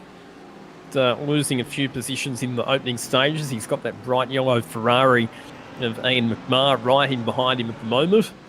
Jordan Pruden, who we expected to be somewhere inside the top 10, currently sitting in 11th spot, just ahead of Matt Lupino. Out front, Blake Purdy pulled a 1 second gap on the first lap there, so working nicely for him. Pete Dunham has to come to the lane. Damage to the front of his Mercedes. There's Joe Stewart running second, a second behind your race leader. Jeff Connell half a second back from him, as John Martin still under pressure from Amrit Candola, who had a look at the inside for Griffin's Bend. It wasn't quite close enough. Martin was having a look down the inside of Daniel Yeaman there as well, who's just tucked up behind Paul Auditore at the moment. The top 3 drivers, Purdy, Stewart and Connell, have all pulled a fair bit of breathing space over the rest of the field. It's almost 3, or it's about 3.5 seconds in between Jeff Connell in 3rd position and Dylan Burst in position 4 at this stage. As we see Jordan Pruden putting the pressure on Ian McMahon heading over McPhillamy Park. He's hit the fence. McMahon's grazed the fence on the entry through Skyline. He's wide, he's off the line, and he does a fantastic job to keep it off the rest of the concrete and away from other cars. That was extremely dangerous for him. Kudos to not have a bigger incident. We'll need a replay of that. He's done a sensational job there, because it's not exactly the easiest thing to do to step off the racing line and get out of the way of cars that are coming up behind you through that part of the track. So Ian McMahon's managed to handle that exceptionally well. He was under a lot of pressure, wasn't he, from Jordan Pruden as they headed down into Skyline, and he's just clipped the wall. So just turning in a little bit too early there, clips the wall on the right, and that spits him across towards the left-hand side of the racetrack. You want to get it turned in as early as you can, because obviously it's a chicane basically down through the S's. McMahon just misjudged it and bounced over the grass as well, and slamming on the brakes. Did a good job to hold it off the wall into the dipper. He does have to come to pit road though for damage, as Jet Johnson's looped it on the racing line through the chase. I saw some telltale smoke that might have suggested someone else has had to take evasive action there. Might have been Beric Linton. Beric Linton, of course, a driver who's had a lot of success here at Mount Panorama, particularly in the Bathurst 6-hour production car endurance race last year. But let's have a look at this incident with Jet Johnson. So, contacts with another Mercedes, and you can see there everybody having to take evasive action, including Kobe Williams, who's recovering from that crash that we saw for him early in the race. And it was Richard Skender, I think you'll find, that made contact with Jet Johnson. So they were side by side under the brakes. A bit hard to tell. We probably need to have a look at another outside angle. That sent everyone scattering. It did. Because I think Richard Skender... Oh, there was actually goes on a bit before that. So they were bumper to bumper heading into the braking zone. Wow, Kobe was committed behind them too. I actually think Jet Johnson probably needed to leave him a bit more room there, to be totally honest. Richard Skender was well down the inside. No, Dalton. Dalton Ellery. That's reminiscent of Scott McLaughlin's rejoin a few that years took out ago. Garth Tander and Scott And Whincup. and Almost Whincup. Whincup. Yep. That was a different cause for McLaughlin being off the track as opposed to Ellery there. Ellery taking evasive action, but just like Scotty, he was too hasty in the rejoin, didn't slow it up enough, and drifted into the path of, was it Amrit Candola? No, this is live pictures. Either way, that's sent a few people up and down the order in that area. Amrit Candola, who we are on board with, still running in 8th, and he's still right on the back of John Martin there, who's just fallen away ever so slightly from Daniel Yeaman.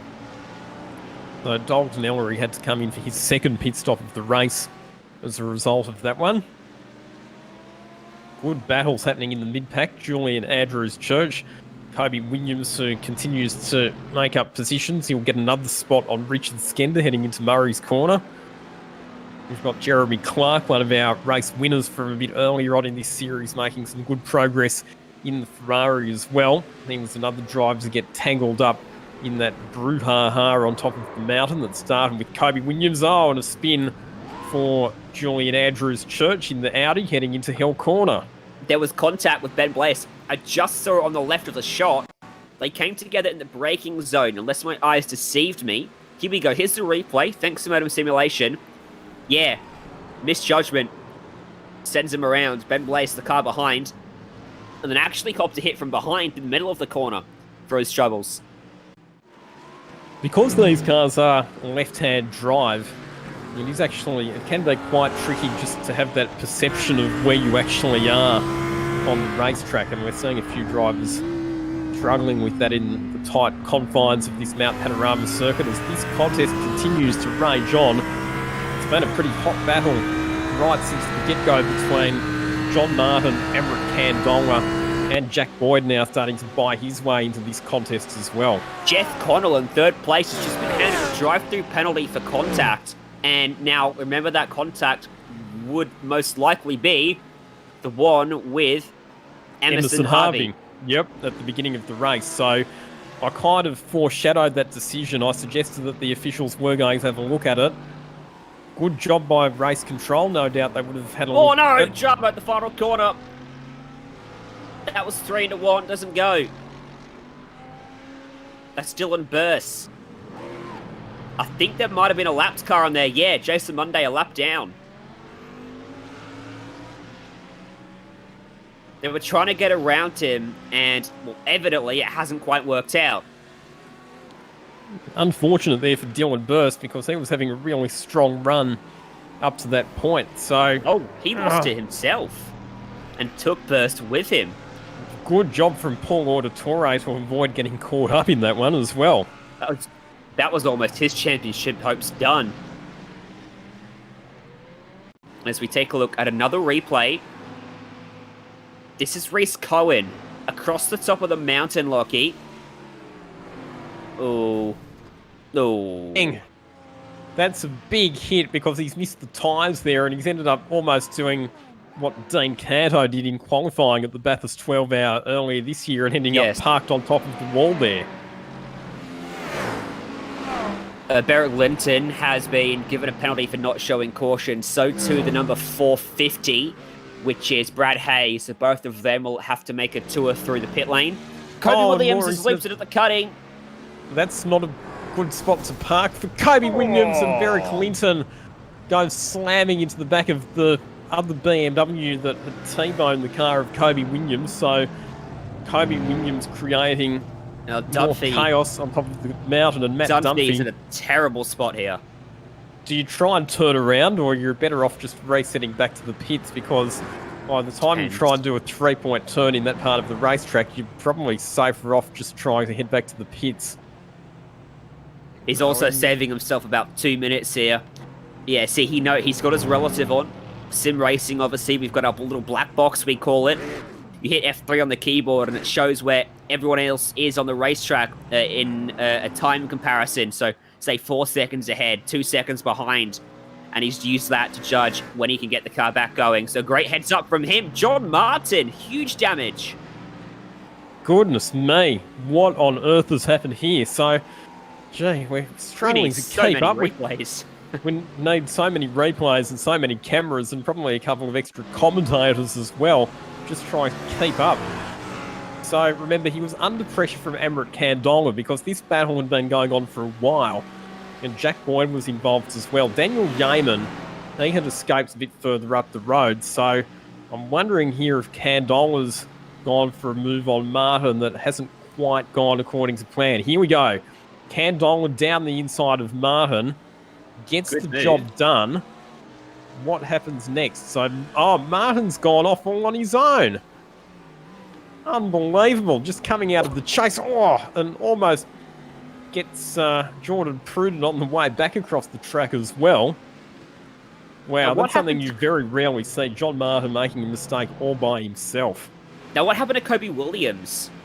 Up at the cutting. We saw Barrick Linton get involved with it. This is the chase. This looks like it's after the incident. Maybe before. Kobe's not having a good day. That's another mistake there. Not sure if we're actually going to be able to get it up. No, we can't. But, well, you saw the end result of that mistake. So back to live shots. Here are our 2 race leaders. The margin has actually come down in the last couple of laps. Job Stewart was 0.2 of a second quicker than Blake Purdy on the previous lap. It's only 0.7 of a margin separating the 2 Pursuit Sim Racing teammates. There is Jeff Connell in 3rd position, but still has to serve that drive-through penalty for the contacts that he made with the back of Emerson Harvey's car on the first lap of the race at Murray's Corner. Speaking of Emerson Harvey, there he is, currently sitting in position 15. Not been a bad recovery drive considering how far down the order he fell after the opening lap. Another replay. Here is Emerson Harvey pulling to the inside at a cool 280 Ks. Makes it stick. It's a bold and well-executed manoeuvre, using the slipstream and the subsequent slingshot at the end of Conrod Straight, now Mountain Straight. Here's Aaron Shields coming under pressure from Tyler Collins. Is he close enough to look up the inside? There's the look of the nose on the brakes, and he gets it done. The outside, almost impossible to defend around there. And that's for a spot in the top 10, so Tyler Collins moves up into 10th position. This race has only been going for 25 minutes. Oh, we've got a car off the road. That's Jordan Pruden in the Mercedes, has spun at the cutting. There's another BMW that's parked there as well. It's damage to Jordan Pruden's car, and it's Cam McDougall who's parked in a very, very awkward spot there on the exit of the cutting that's going to send cars scurrying left and right to take evasive action. He needs to be just as aware as Dunphy was when he was in this situation. Now, on our race leaders, Pete Dunham was a lap down, and no fault of his own whatsoever. It's just one of those things. He got caught by the leaders down the mountain, and it really closed them up, as we see the replay here of the Pruden incident through the cutting. Just lost the rear end. There was an outing that got caught up in that as well. I think that might have been Tyler Collins, who would have been the next car behind, that didn't really have anywhere to go. And Cam McDougall also didn't have anywhere to go, but straight into the wall at the tyre power cutting. Oh, and that's not a very good view, is it? Looking out the driver's side window and seeing cars approaching through a blind corner and not seeing you until the last minute. Let's head back to our live pictures, because Joe Stewart, thanks to that lap's traffic, is now right up behind Blake Purdy, down Mountain Straight, chasing and lurking right there. Lap traffic's a big factor at this track, especially in an endurance race, because most of the track is a bad spot to catch him. It's places where you don't want to go side by side, up the mountain, across the top, and back down again. If you catch them, you've just got to sit behind them, and it can cost you seconds of time. It's probably easier to talk about where it is a good spot to catch lapped cars. Conrod Straight, Conrod Straight and Pit Straight and probably Mountain Straight are the spots where you do want to catch lapped cars, because at least you've got space to be able to get past them. But the other interesting thing is that Jeff Connell in 3rd position still hasn't taken that drive-through penalty. If I was in his position, I'd be taking it now, because then at least you've got time to make up the the ground that you're going to lose as a result of serving the penalty. Speaking of penalties, some more additions to our drive-through list. Ben Holiday has got a drive-through for car contact. So too Ben Bless. Tell you what, Sam Blacklock, the race director, he's been kept a very, very busy boy this afternoon, having to keep an eye on all of the incidents that are happening on the track. We're not even a quarter of the way into this race yet, and he's already had to hand down plenty of judicial decisions, such as being the relentless nature of these incidents. It just seems like we're getting one incident after another so far. We're not even into the scheduled pit stop phase of the race yet. Is that Jeff Connell that I just saw there at the back of the shot ducking off into the pits? Yes, it is. It is. And we highlighted Kobe Williams having a bad day of it. He's been running pretty well over the last few races, but it's just been a catastrophe for him today. Just got worse. He has unfortunately been disqualified and removed from the server for multiple incidents. Learning experience for him. Everyone has their bad days.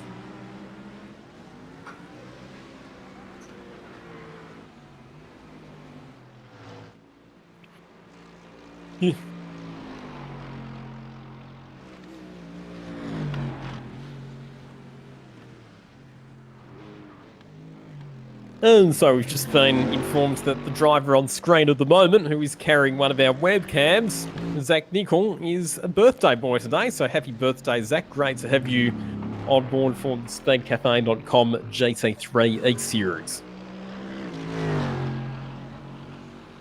So that drive-through penalty for Jeff Connell... Sorry. Did you see his reaction at the end of the shot there? I reckon he saw that he was on the stream. Oh my, look at the race leaders. Look at these guys. But look at the race leaders. They're making contact. The lapped car, again. That's exactly where they caught Pete Dunham. Gets in the way. Purdy had to wait. And Stewart didn't want to wait. Wow. So Jeff Connell, incidentally, that drive-through penalty has dropped him back down to 7th position, so it didn't actually cost him too severely. He's still well and truly inside the top 10. We know that there will be another safety car coming at some stage, so he'll still be in podium contention. But here is the challenge for the lead. Job Stewart slips down the inside of his teammate, who was temporarily delayed there by some last traffic on top of the mountain. And so it's the two Pursuit Sim Racing BMWs that swap the lead. But Blake Purdy wants to try and fight back, looks back down the inside of Murray's corner. Job Stewart just squeezes him across in the braking zone, but we do have a new race leader. It's our championship frontrunner, Job Stewart, who goes back to the top spot. I would love to get a replay on board with Job Stewart as he ran down the mountain there and how quickly he came up in the back of Purdy and into the back of him, because that was actually quite fortunate for them to both escape that. Well, this is a little bit too far back. Here we go. Across the top, so you can see the laps car off in the distance there. At this point, these guys are both thinking, oh god, no, not again, because this happened 2 laps ago. This time, it was a little bit more treacherous. Down the mountain, there's no way through for Purdy. So he's just got to wait. And Stewart's just trying, bump, pushing him out of the way. Eventually, they get through. That's how close it is at Mount Panorama. Poor Blake Purdy, because that was the worst possible place to catch up to the slower car. I mean, yeah. we mentioned already that there's not many good places to capture lapped cars, but that is the absolute worst spot to have to try and negotiate your way around one of the back markers. So ultimately, Blake Purdy's decided that, hey, it's a long race. We've still got almost 90 minutes to go. And he recognises the fact that he doesn't necessarily need to be leading it at this point, as we see a fired-up Jeff Connell on the comeback trail after that drive-through penalty. He's caught up to the back of Daniel Yeaman and Amrit Kandong. So they've actually swapped spots. Remember, Amrit Kandong was a bit further back. He was behind John Martin just before Martin made that mistake on the exit of the chase. But Kandong since then has been able to catch and pass Daniel Yeaman, and just noticing as well there's a bit of damage to the back of Yeaman's Audi R8, so I'm wondering if Yeaman has perhaps made a mistake a bit earlier on. There's been so much going on in this race that it's quite possible we could have missed something, but I say watch out for Jeff Connell, because They're pretty determined to make up the lost ground from that drive-through. I saw that damage to Yeaman's rear wing quite a fair way earlier on, but, well, I didn't have time to mention it. So he's been carrying that for quite some time. As Job Stewart comes to pit lane, Amrit Candola, Daniel Yeaman, Jeff Connell, and Jack Boyd all follow. We're in the fuel window now, aren't we? So everybody's out of fuel at this point of the race. We've gone 32.5 minutes into the race at this point. Tyler Collins into pit road, sporting what looks to be a Thrustmaster Sparko wheel. So what we know at this point, Ryan, is that with them stopping at this stage, they will have to stop at least one more time to make it to the end of the race. In past events, we have seen some interesting strategic variation based on what's happened with safety cars, and unfortunately some more problems for Julian Andrews Church, who looks like he might have made the classic mistake at Philmy Park, got out into the grass, overcorrected it, and hit Wong on the left. I bet you that's what's happened. So down through Red Park, down to the metal grate. Let's have a look at what happens at McPhillamy. Does he get out wide? Yes, he does. Bang! Yep, the classic McPhillamy Park crash. How did he end up back in the kitty litter then? He's gone back a long way on the racetrack.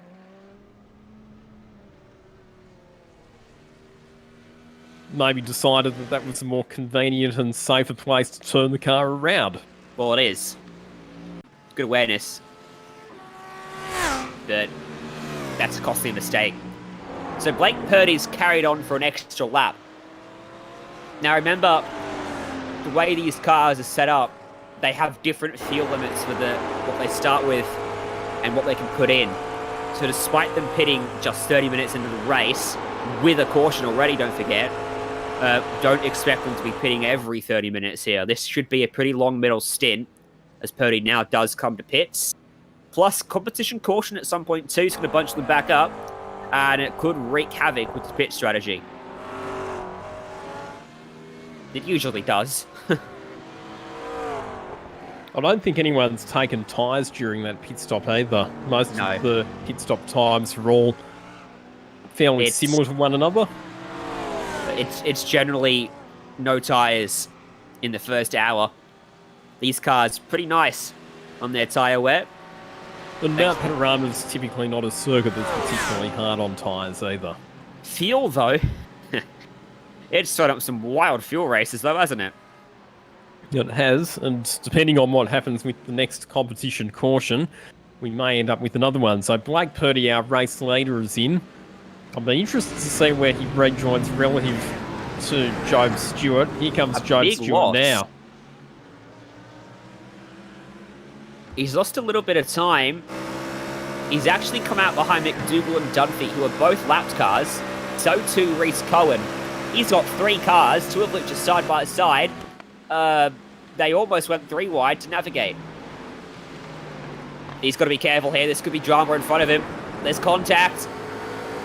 Out wide, that's Jeremy Clark. Sorry, Reese Cohen. Jeremy Clark going by him. Now Purdy gets by the other one. That's Cam McDougall. Now he's got just Matt Dunphy to get by, who stays out of the way. That was a very awkward rejoin for Blake Purdy, wasn't it?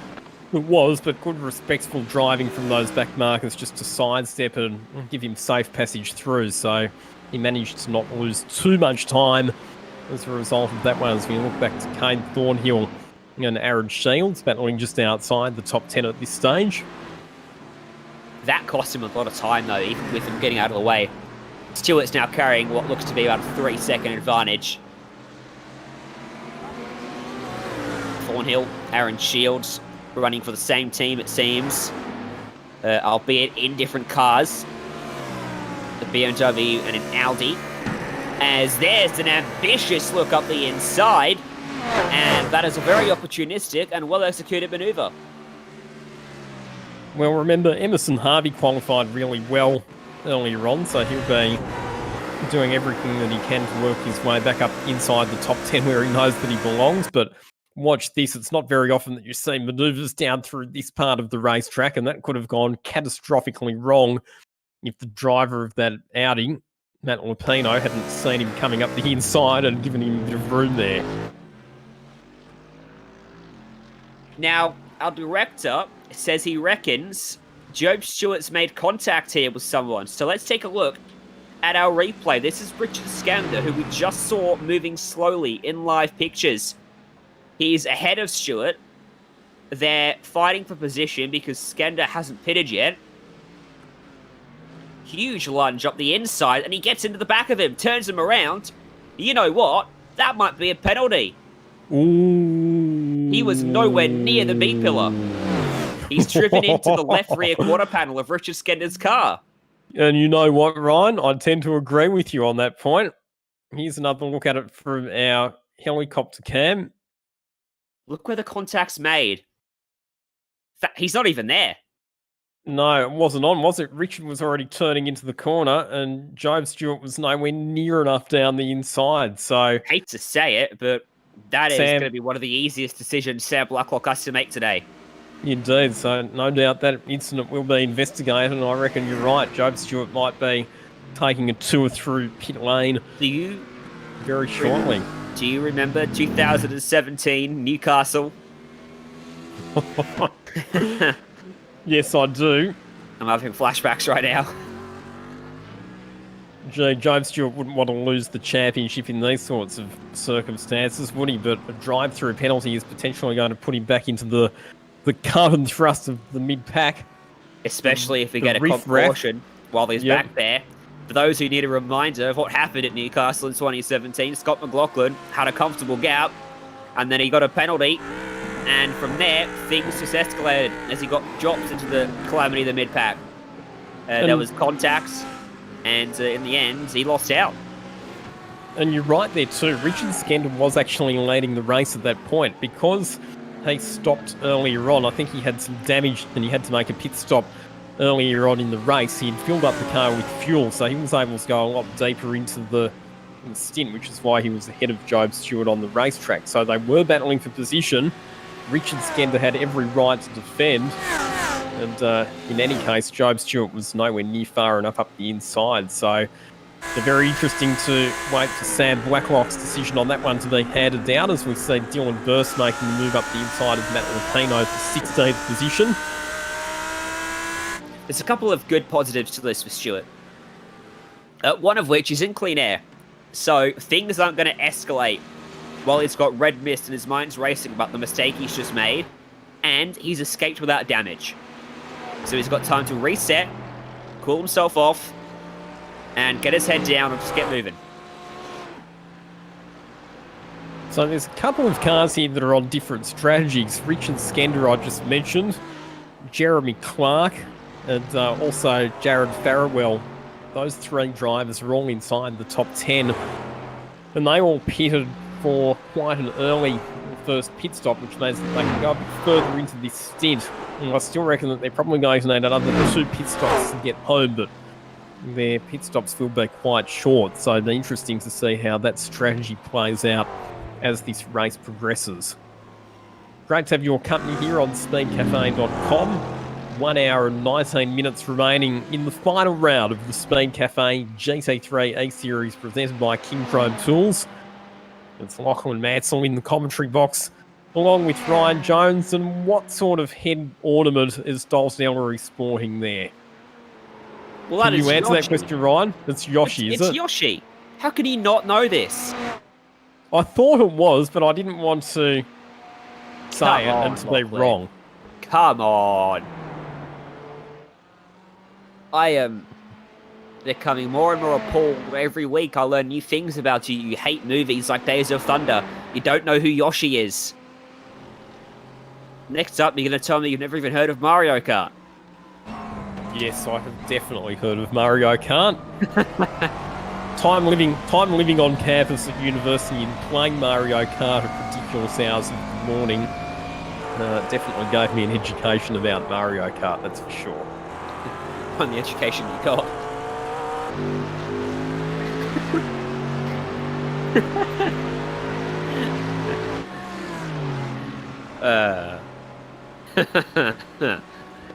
Anyway, Yeah, Lucky. anyway. we do actually have a race going on. Emerson Harvey continuing to pick his way back up through the field. He's on the tail of Ferrari driver Kane Thornhill at the moment. Doing a good job of recovering here, Emerson, after that early issue where he got dumped into the fence. Should find his way back inside the top 10 relatively quickly. It's only 9 seconds up the road to Jack Boyd. He's 37 seconds off the race lead at the moment.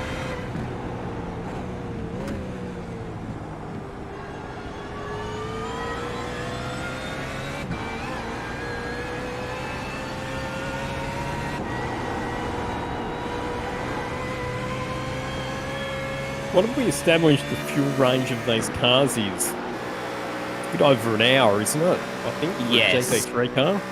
Yeah, around that region. So when we get to that critical stage of the race where you can fill up the car with fuel and get home, do you come in at the earliest possible opportunity and hope that the competition caution comes out after that point? Because then you've done your pit stop and nobody else has. You could. But also, don't forget, oh, that's the fence. For Emerson Harvey, he's given it a solid whack with the right-hand side coming out of Forrest's elbow. I wonder how that might affect his car. Now, these cars generally get quicker the lighter they are, so normally you want to run the car as long as you can. Yeah, that was quite a solid contact, wasn't it? That Yeah. Emerson Harvey made with the wall there on the exit of Forrest Elbow, and I wouldn't be surprised if that's tweaked the steering a bit for him. So, Still got the spot. just having a look there, the steering wheel seems like it's fairly straight at the moment, so he might have just about got away with that one. Yeah, and he carried the speed down to the chase and got by the car he was chasing. So, short term, all good for Emerson Harvey. Looks like the panel popped back into place, didn't it? Here comes Matt Lupino in for a pit stop. Now, this is interesting timing for the pit stop for Matt Lupino because he's only 8 laps into a stint, so just wondering if maybe he's had some damage or something. I'm just hearing from race control that the last pit stop 8 laps ago was actually a drive-through penalty, which would have come up on our timing system. So that explains the situation there for Matt Lupino. The last visit to pit lane was for a drive-through. Polar! Did you see that? He had that thing hanging out sideways, coming out of the dipper. Rear end overstepped. And some big news as well when we come back to live pictures. Watch the steering input here. Now, that's a lot hairier than it seems because of how close that concrete comes up. Job Stewart's in pit lane, and this is a drive-through penalty. Yeah, so no surprises there. So that's obviously for that incident with Richard Skender in the chase. And I've also just noticed as well that Jeff Connell's come into the pits for another pit stop as well. Now, this is his third visit to the pit lane because he's had a drive-through penalty and he's already had a pit stop and he's got damage. So Jeff Connell, who was running inside the top 10, has had an incident, has sustained damage, and is into the pits for some repairs. So another one of our leading contenders in strife. Did you believe Job Stewart's rejoined in third place?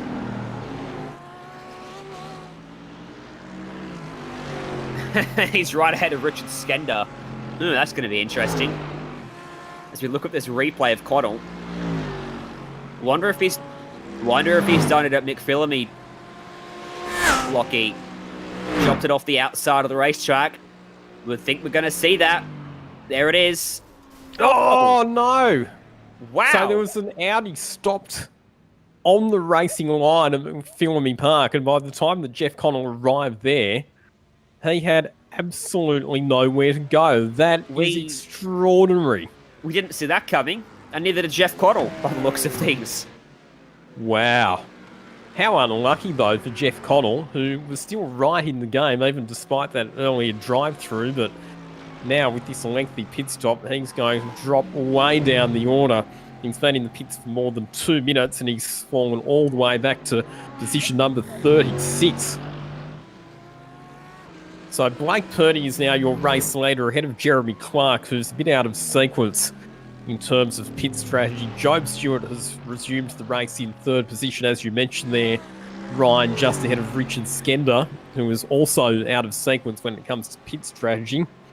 Amrit Candong, Daniel Yeaman, Paul Auditore, Jack Boyd, Jared Farrell, and Emerson Harvey rounding out the top 10. And we've got a couple of cars off the road at the chase, including Jet Johnson in the Mercedes AMG GT3. And Ben Bless as well is slow and carrying damage, limping back to pit lane. 3 cars under a blanket through the kink. Does Johnson get a whack? He does. It turns him around, and with the rear end, he slams into Ben Bless, who had no idea about that, as Jordan Pruden was the instigator of that one.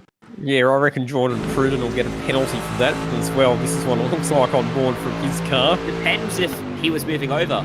Oh, actually, that might be tough for Sam Blackbox to call, because actually, you're right, Ryan. The braking zone. He did, and the onboard shot from Jordan Pruden demonstrated that quite graphically. So, on second thoughts, I think that Jordan Pruden probably gets away with that one. Moving in the braking zone is a big no-no.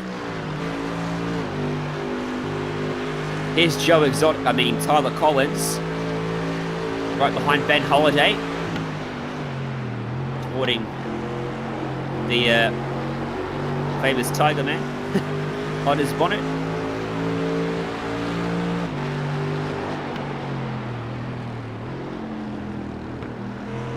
Oh, see, look who he's got in the background of his webcam, Lockie. Yoshi. Yeah. You've learnt that character today.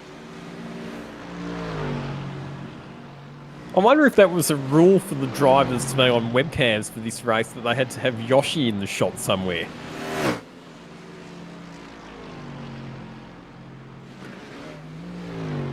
Maybe. Didn't you get that memo? We sent it out just to confuse you. Whoa, Tyler. Looked like he held that. Tyres starting to give way for some of these cars.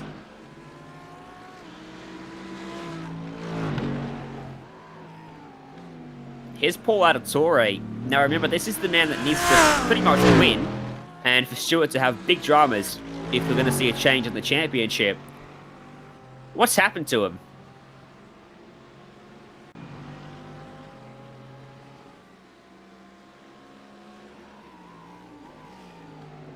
So, Auditore just losing a bit of time there. Once again, it's been a consistent performance from Paul Auditore, but I'm not quite sure that he's got the speed to be fighting right at the pointy end where he needs to be if he wants to challenge for the win. One driver who does have plenty of speed at the moment is Job Stewart, because he's currently the fastest driver on the racetrack. He was actually 0.7 of a second quicker than the race leader, Blake Purdy, so Job Stewart pushing on to recover the time lost from that drive-through penalty. At the front right of that car, actually looks like he has got a bit of damage. Can't quite see it from this angle. It's more the direct bumper, the bumper part of the car, the bonnet, that's carrying it. You need like a super slow-mo. There you go. You can see the front of the tyre is exposed. So the guard's been pushed inwards, and the front of the tyre now is exposed to all that comes at it. It doesn't seem to be affecting his pace too much at the moment, though, because he's still pushing on with some very, very fast and competitive lap times. He's doing quicker laps than the cars that are ahead of him on the circuit at the moment. Here's Ian McMahon and Dylan Burst battling it out. Dylan Burst recently came in for a pit stop, incidentally. We know that Dylan Burst has got good pace because he qualified in the top 10 earlier on today. Remember that contact we just saw between Jet Johnson? My memory escapes me. But down at the chase, 3-car collision that took out Ben Bless. So Jet Johnson, the car in the middle, has been given that penalty for car contact and blocking. So for moving over right before or in the braking zone. He's been given the penalty, and he'll have to serve a drive-through. So Jordan Pruden does escape. Yeah, and penalty, Sam, which is good. Sam Wacklock agreed with your assessment there, Ryan, that Jet Johnson, son of Stephen Johnson, moved in the braking zone, which is a no-no. Gotta say, big hats off to Sam, who's been making some very good decisions up in race control and getting them out quickly as well. Yeah, actually, as a commentator, I have to say that it's unusual for me to agree with all of the decisions that are handed down by race control in either real life or virtual motorsport, but I think that I've agreed with pretty much every judgment call that's been made by Sam today, so he's doing a good job under a lot of pressure too, because like you say, there have been a lot of incidents that he's had to adjudicate on today. So back on board with Collins, who's got things a little bit more under control than where we left him when he was sideways through the S's. We are approaching the area where we expect drivers will be able to pit and make it home. And well, now we sort of ask, when do we see drivers come in? So the interesting one for me here is Jeremy Clark, because he's currently in second position. He's done one pit stop, but he was another one of those drivers who had to make a very early pit stop because he had damage.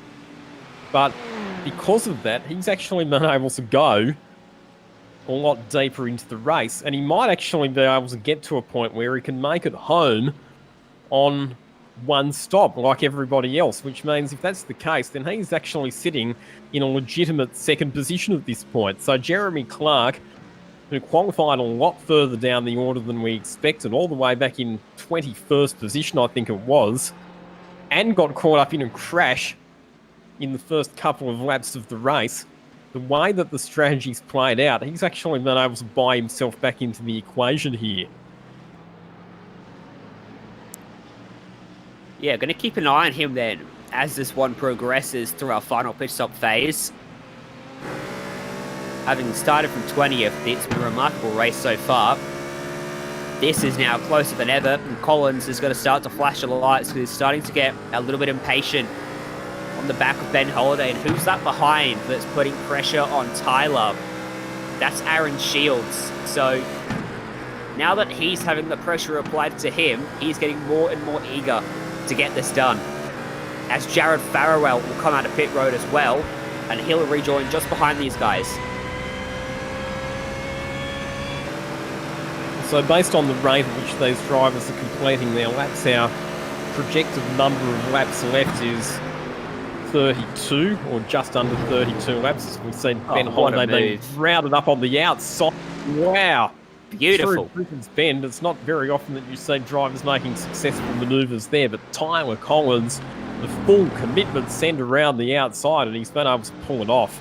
Supremacy on the brakes basically had him cleared. At that point, he was able to crowd the corner and get it done. Safety car being called. Competition caution is out with 1 hour and 4 minutes to go. Yeah, so well, this is on the verge of the pit window, Lockie. I believe that's what you're about to say. Yeah, well, this is interesting timing, isn't it? Because are we close enough to the end of the race that people can fuel up and get home, or are we going to see a situation like we saw at Spa where everybody is going to have to seriously fuel save? Well, we're about to find out the answer to that question, aren't we? No doubt everybody will come in, because even if they do have to stop again later, they'll want to make that final stop as short as possible. But once again, the race directors like to bring out the safety car at a time that just makes it a little bit tricky for everybody's pit strategy. Now, unlike Le Mans, unlike the Nordschleife, this track isn't ridiculously long, so we are going to get multiple laps behind the safety car, which means pit lane is closed. We're not seeing the massive dive to pit lane, so everyone's going to come in, and it's going to be a horde of GT3 cars flooding into the Bathurst pit entry chicane and into the lane for a full tank of fuel. And I wonder if anyone will take tyres halfway through this race. You've got to weigh up the benefit of potential payoff versus the time you lose initially, and the amount of positions you'll lose too, because with everyone being so bunched up, if you take tyres and the 10 people behind you don't, you're going to lose all 10 of those spots. But you're also going to have fresher tyres than the 10 people ahead of you, which might pay dividends in the closing stages of the race in terms of car speed. A lot to think about there, isn't there? Because this is a hard place to pass. You know that. I think track position's key over anything else. So saying that, I reckon most of these drivers, certainly the ones in the front, they're going to fill it up and get back out there. No time for tyres. So if you're wondering why to give up the track spot. If you're wondering why we saw a few cars pull out of the queue then and drive past the safety car, if you are a lap down, you do get a wave round, so you get the opportunity to get back onto the lead lap. So that has helped out Jeff Connell and also Jordan Pruden. They were both a lap down, but they've been able to go round and to get back onto the lead lap. So it gets them back into the game. And we know that with Jeff Connell in particular, he's had pretty good pace. So he's buried way back in the field in terms of track position, but he does have a fast car. So in the final half of this race, he will have the opportunity to make up some positions and get himself back into the game. We are under control of the networkcafe.com.au Porsche Cayman GT4 safety car here at Mount Panorama, and we are approaching the halfway mark with the final round of the speedcafe.com GT3 Eseries. Hope you've enjoyed the action this afternoon.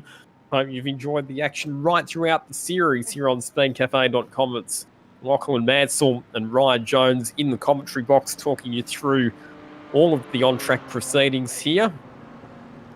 And the pit lane should be open this time around, I think you'll find, Ryan. So it'd be interesting to see what everybody chooses to do in terms of their strategy. You would think that with just an hour left on the clock that we're probably now inside that window where people will be able to pit, fill their cars up with fuel and make it home. Get off your phone, Tyler. Was that a calculator? Did he have a calculator up on his screen then?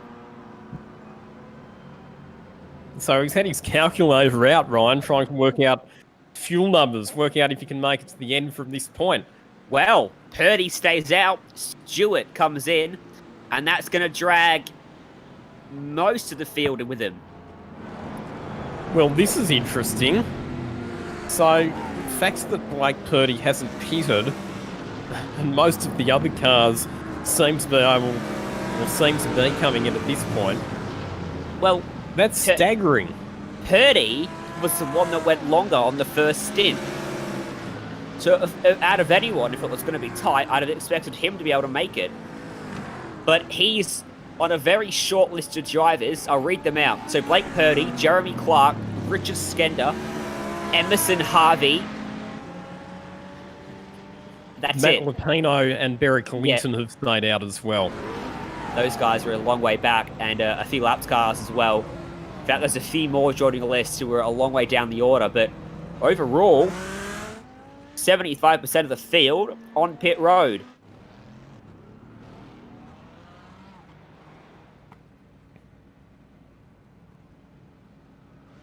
And now I think Collins is just texting. Or he's left his he's left his calculations a bit too late. So just having a look as well to see what people are doing in terms of tyres. So Job Stewart, Jack Boyd, Tyler Collins, Kane Thornhill and Jason Makovsky did not take tyres, but some of the other drivers, including Paul Auditore, Daniel Yeaman, Amrit Candola, Aaron Shields and Ben Holliday, they have all chosen to put fresh tyres on. So once again, we're going to have a bit of a variation in tyre condition when we get into the closing stint of the race. Still a couple of lapped cars making their way through the field. This is Stephen Ellery being very cautious across the top to get by. So Blake Purdy will lead us on this restart. And there'll be half a dozen cars between himself and Job Stewart. Job Stewart's fallen back to 9th position after coming in. So if there's a time during this race when Job Stewart's going to be in the danger zone, than it's right now. But Paul Auditore, the other driver who can win the championship, he's even further back in the danger zone, back in 16th position. I think this one's falling out of his clutches.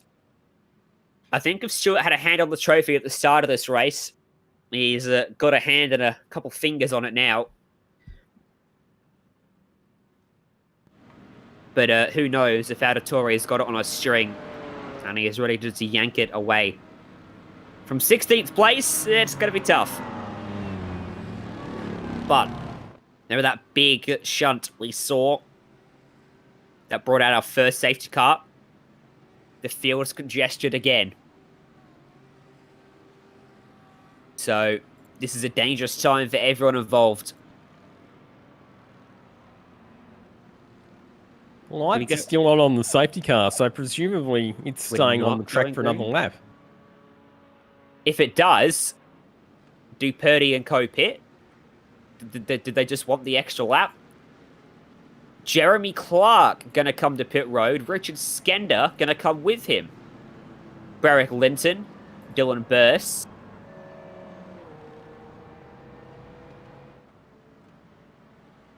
So they're going to have an extra lap of fuel in hand compared to the drivers who stopped a lap ago. But this is giving the wave around cars a chance to pit this extra lap, which is why we're still on a caution. Now the thing is, we're going to restart with 54 minutes to go, probably even less than that. So, based off what we were assuming, you're well and truly able to get home from here. Because you're not using that much fuel. You're in a top gear and probably clutching most of the way around the circuit right now. Which makes it unbelievable that Blake Purdy's not pitted, if that's the case, because if that's the situation, if you can make it home from fuel comfortably from here, then Blake Purdy's just thrown the race away because he'll have to pit under green flag conditions. The other option, Lockie, that we have to consider is we've got our fuel numbers horribly wrong. And they can't make it home from here. Yes. And that Blake Purdy's staying out to get himself into a window where he can get home. The argument there is, why would you pit at all if you're Joe Stewart? So this is an odd one. No matter which way it is, whether you can or can't make it from here, there's drivers that have made the wrong decision and drivers that haven't. And the answer's not going to become, the answer won't become apparent to us for another 55 minutes, will it? No. Gonna keep things interesting though.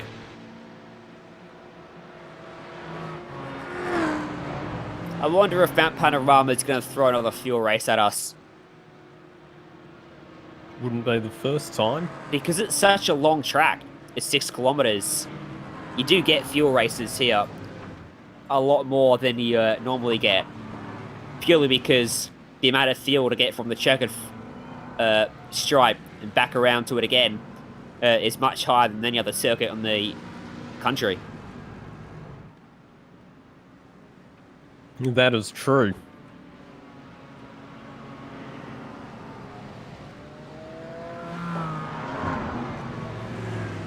So, who's your pick? From here? Yeah, I'm still going to back Job Stewart from here. I cannot imagine the championship leader getting his pit strategy that wrong. No. Erebus Esports Academy driver too.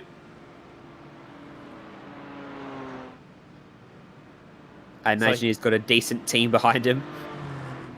And of course part of the Pursuit Sim Racing squad as well. We'll be seeing him competing in real life in this year's Toyota 86 Racing Series, Job Stewart. That's another thing to consider. Pursuit Sim Racing have split themselves. Purdy and Stewart. So it gives them 2 tickets in the raffle, as it were. One of the pit strategies is bound to be correct. Well, the answer to that question and plenty of others is going to be resolved in the next 53 minutes and 15 seconds because the lights are out on the networkcafe.com.au safety car which peels into pit lane. We have got 53 minutes remaining in the final round of the speedcafe.com GT3 Eseries Blake Purdy is your race leader, ahead of Emerson Harvey, who's a bit out of sequence on the pit strategy, as are Matt Lupino and Ian McMahon. Job Stewart in position 5, and then it's Jack Boyd, Tyler Collins, Kane Thornhill, Jason Mikowski, and Jared Farrell rounding out our top 10 as Blake Purdy accelerates away. He needs to build a buffer over those cars that have made a later pit stop. Move down the inside. That's Connell getting by Ben Holiday. Only driver to pull a move at turn 1 in this restart this time. Riding on board now, Jared Farrell. In behind Jason Markowski. These are two very brightly painted cars. Not close enough to make the lunge that time by into Griffin's Bend. Oh, that's tight. That's Joe Stewart. Right in behind Lupino and McMahon. That looked very close, didn't it? He doesn't need to be taking any risks here, Job Stewart, with the championship on the line. The position that he's in at the moment is well and truly good enough for him to wrap up the title, but he cannot afford a crash. He needs to be very, very conservative with any overtaking manoeuvres that he's making. He cops a DNF. Auditory doesn't need to be in the first place. He could probably cruise home somewhere near the front and be in a good enough position. So Stewart needs to show some restraint right about now. There is Auditory in 12th place. Right behind John Martin, who's all over the back of Farrell. Well, who's run wide. And that allows Martin, and that allows Auditory to slip by with ease. Yeah, if something was to go wrong for Job Stewart and he was able to finish outside the top 32, then Auditory would need to finish in the top 6 in order to win the championship. And here is Auditory on the attack now, closing in on John Martin. And we saw having an incident on the exit of the chase a bit earlier on in the race, but has managed to work his way back up inside the top 10. There's a move for McMahon. Gets it done. And Lupino loses out on the exit. Runs it wide. Stewart capitalizes and takes away the spot. And slots into 4th. Jack Boyd is just off the back of these guys too. Riding on board with him over the back of his helmet. That's the rear end of Lupino. You can just see out the front windscreen. Just ahead. You can't quite see it, but Stewart's got a great run on McMahon. Job done. 24 laps remaining in the race. Runs green right through to the end at this point. We saw that those cars that stayed out for a long time during their second stint got 25 laps out of a tank of fuel. So I think if that's the maximum fuel range that you can get out of a car, then cars that came in under that safety car on the first lap of the safety car intervention are going to be a little bit marginal on fuel. There were some other cars like Dylan Burst and Richard Skender who stopped on the second lap of that safety car intervention. Yes. They might be a little bit better off. So they're the other ones who we have to not ignore either. Jeff Connell hasn't he been... Yeah, well, Jeff Connell hasn't he been in the thick of the action today? Involved in an incident on the very first lap of the race, for which he was penalised. He was working his way back into contention and then got caught up in an almighty crash at McPhillamy Park. Had to do a lengthy pit stop for repairs, fell a lap down, managed to get back onto the lead lap though after that last safety car intervention, and he's currently running in 16th position and putting pressure on Emmerich Candola. Actually gave him a push. Candola grabbed the curb and gone super deep into the chase. Had to throw it to the inside to pull it up without careening into the back of Aaron Shields. Now, Connell, as a result, is much smoother through the chase, gets the exit, and gets a spot down at Murray's Corner. This is a big group of cars. This goes from Jared Farrell up in 12th place all the way down to, what is that, 18th? Ben Holiday? 19th. Dale Braid.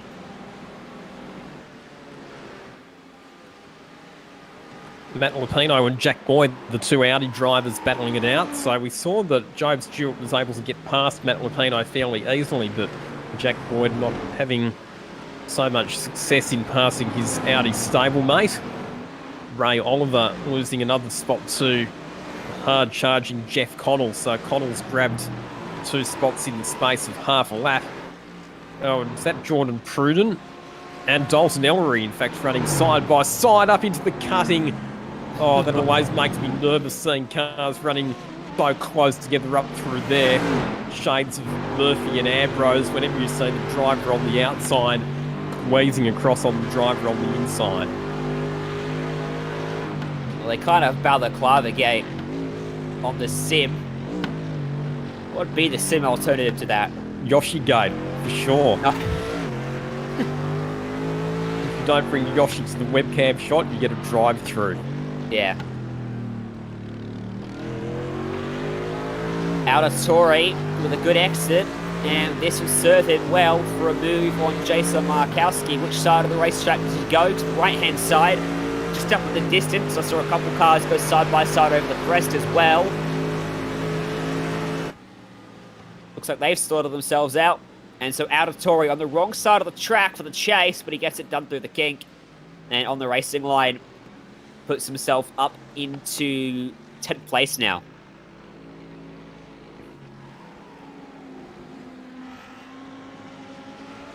Here's Jack Boyd in the Audi R8, has finally managed to dispose of Matt Lupino. It took him a couple of laps to get past. So next driver who he'll be hunting down will be Ian McMahon in the Ferrari, who's out of sequence in terms of pit strategy. Job Stewart, incidentally, back up into 3rd position, a bit over 5 seconds off the lead. Ben Holiday up the inside of Daniel Yeaman, and there's contact which sees Yeaman spinning at Hell Corner. Did someone else spin as well? I thought... Yes. Dale Braid went around. Oh, I thought I was going crazy for a second, but there was a greyish black car that also spun. That was Dale Braid. Here's a replay. And I think Braid went in sympathy. So there's Holiday up the inside of Yeaman. The squeeze and the contact sends Yeaman around, and Dale Braid, he got tagged, I think, by the rear end of the Yeaman's car as it was spinning. Not sure that Ben Holiday was quite far enough. I don't think that move was really on there.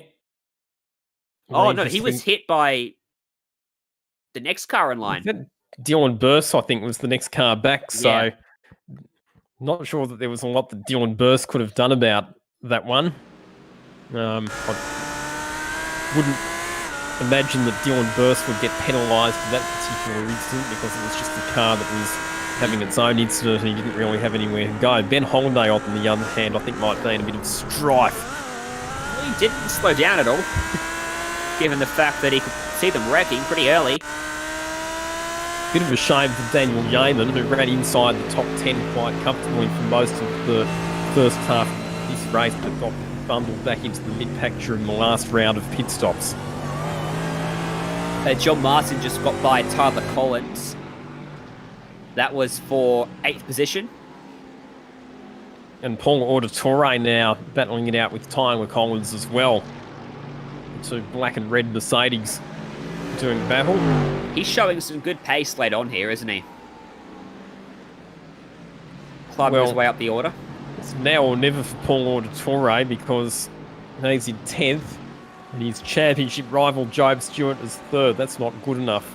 Auditore needs to be ahead, well ahead of Job Stewart if he's to be any chance whatsoever for the championship. And unfortunately for Dylan Burst, who was potentially on quite a good strategy, having to pit with damage, as is Daniel Yeaman. So a couple of the Audi drivers who qualified in the top 10 earlier on today, having some late drums and having to make extra pit stops.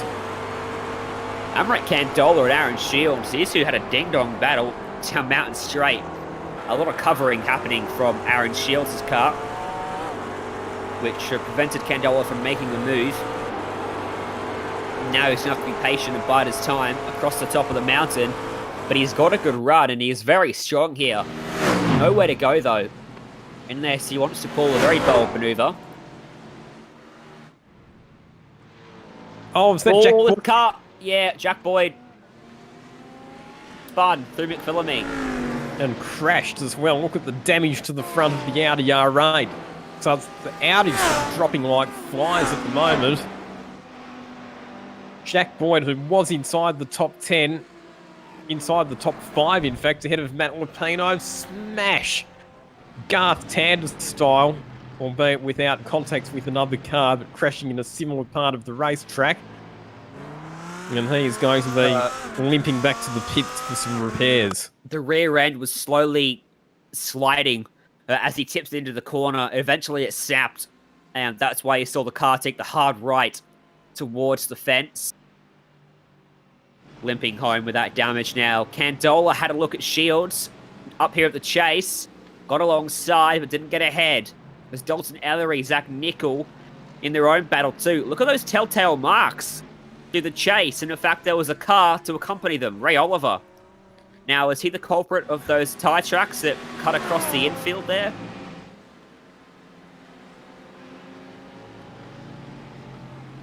More pit stops happening as well. So Emerson Harvey and Matt Lupino both coming in. Yes, he is. That's a wild moment. Whoa, wow, Farrell missed him by that much. Now, he knew that was coming because he spun in front of him. So he knew that there was about to be a car coming across the track. Wow. Well, he's in the eBay car, Jared Farrell, but I don't think there's any bid that would be high enough to buy the good luck that they just scored for missing that particular incident. 2 cars up ahead of him on the track. That's Ben Holiday. He's got a drive-through penalty to serve again. Final warning given from Ben Stan Holiday. Blackock. Yeah. Yeah, well, that's the second incident that he's received penalty for. So if you keep causing incidents, eventually the series organisers tend to have a sense of humour failure and decide that they don't really want you on the racetrack anymore. Paul Auditore, he's made more good progress. He's up to 6th position and applying the pressure to John Martin. So he's got ahead of Tyler Collins, Paul Auditore. Like you said, showing a pretty good turn of speed in the closing stages of this race. Tyler Collins now has to worry about Jeff Connell, who, courtesy of a few incidents that have happened ahead of him, but also showing some really good speed at the moment, has worked his way back up to 8th position. This has been a great recovery drive from Jeff Connell, as we see Auditore making the move down the inside of Martin, and that is for a spot in the top 5. Just glided by, didn't he, in the braking zone? Car pulled up nicely. I think Martin just let him go a little bit too, didn't fight it too hard. So into 5th. Job Stewart's in 2nd. He's 12 seconds ahead of him on the racetrack. You can see Auditore getting up to 4th, probably. Maybe 3rd. Things stay green.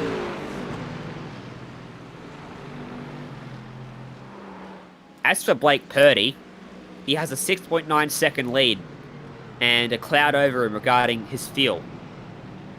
I mean, there's no way he makes it home. No way, because there's still almost 20 laps remaining in the race, and he's been out there for 19 and a half laps. So you're not going to get 39 or 40 laps out of a tank of fuel. Job Stewart, if he was to make it home, he would need to do a 27-lap stint. So based on what we've seen other drivers getting out of their cars, that would also be a bit marginal, I think, for Job Stewart. 25 of those at full noise, 2 of them under the guise of a safety car. So yes, you don't use much fuel, but you do use fuel. And because it's such a long track, again, the amount you're using on the safety car is a lot more significant. So it's going to be tight. 12 kilometers worth of mileage is put on that car. Richard Skender's an interesting one, down in 16th position, because they stopped on the 2nd lap of the safety car intervention. So he's actually got a lap more fuel compared to all of the cars that are ahead of him at the moment. So he's probably a bit less marginal than some others. But we saw a couple of laps ago a couple of cars coming in for pit stops. Emerson Harvey and Matt Lupino both came in and filled their cars up with fuel. And here comes Blake Purdy. So out of the race lead The Pursuit Sim Racing BMW pits after a stint of 20 laps. And this will be for enough fuel to get that car home. Looks like he got a spare car too, as he pulled in. Here's a replay. Matt Lapino, we just saw him pop into the pit lane behind Job Stewart. And this is why he's had to take a tow, because he's had an incident on the top of the mountain. And it's been an action-packed spot at McPhillamy. And that concrete barrier has taken a thumping. And he does recreate Dane Canto's incident, albeit on the other side of the racetrack. That's scary stuff there. You do that, you're going to go tumbling down the mountainside. So, yeah, not Is this a ideal. long stop? Well, he's taking tyres. That baffles me. Taking tyres with 37 minutes to go in the race. So, Blake Hitting Purdy... under green flag conditions as well. I mean... Yeah. So for the car that has been fighting it out at the front end of the field for so much of this race, Blake Purdy, by stopping under green, putting fuel in and taking on tyres, he was stationary in pit lane for 46 seconds, and he's falling back all the way to 25th position. Unless there's another safety car, he's done. He's down and out. He's too far back. He's now 60 seconds behind the race leader, Job Stewart. Because even if these guys in front run out of field and need to come to pit lane and take a splash and dash, they're not taking tyres. Their pit stop's going to be over 20 seconds quicker. So, yeah, Blake Purdy served himself a pretty bad strategy, unfortunately.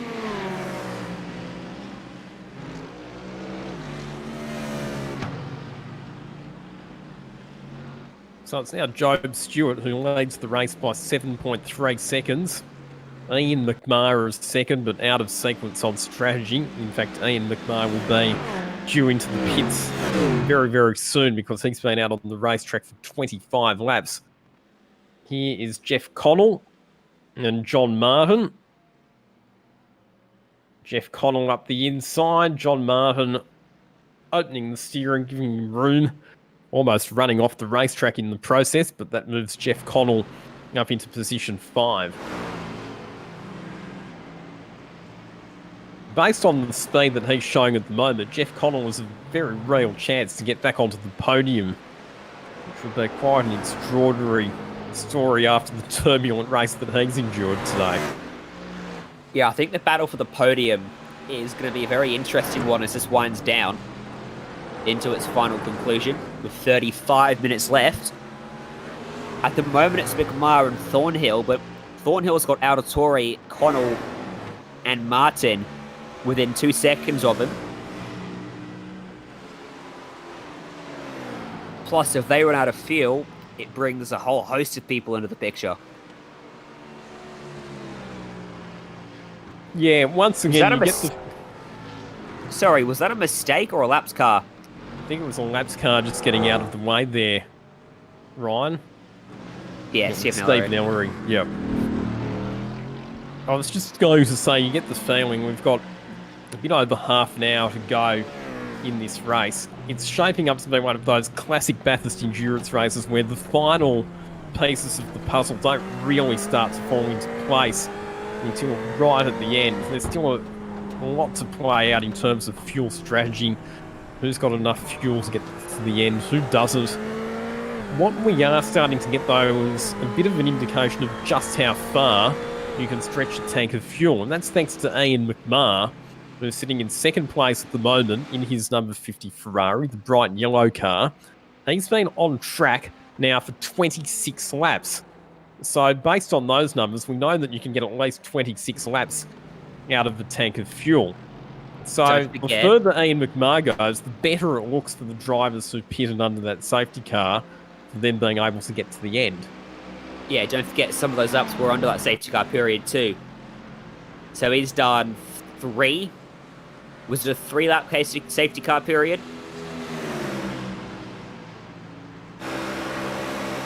Yep. Here's a battle between Jason Mikowski and Aaron Shields. Bit of waving there from Mikowski, heading into the braking zone at Griffin's Bend, but he just manages to keep Shields at bay.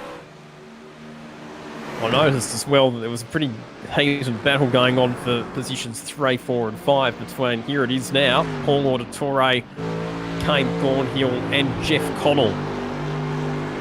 So this will actually be the battle for effectively second place once Ian McMahon takes his stop, and Thornhill a bit slow through Griffin's Bend. Jeff Connell closes onto his rear bumper. You have to be a bit careful there, because even a light touch with that much attitude on the cars can be enough to unsettle the car in front and fire them off the racetrack if you're not careful. Well, if Connell was driving a Ferrari, he would have picked up the rear end of Thornhill's car and turned it around. So he's fortunate he's in a Mercedes.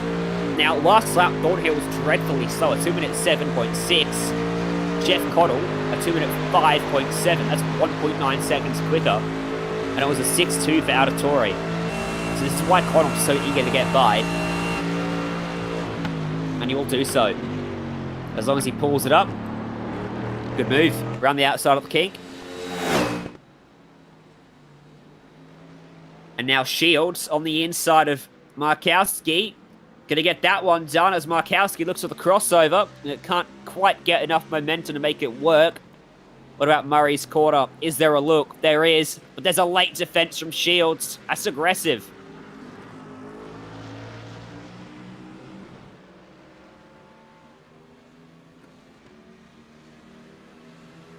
Good battle between these two drivers. Mikowski looking back down the inside, but probably just costing himself a bit of exit speed there at Hell Corner, because he had the title line at the turning point.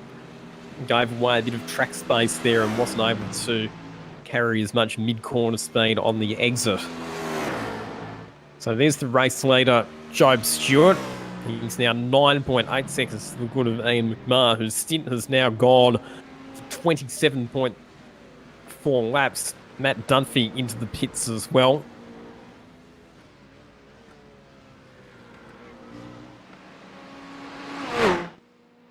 In that P3 scrap too, by the way, Thornhill's last lap was in the 2 minute 7 range again.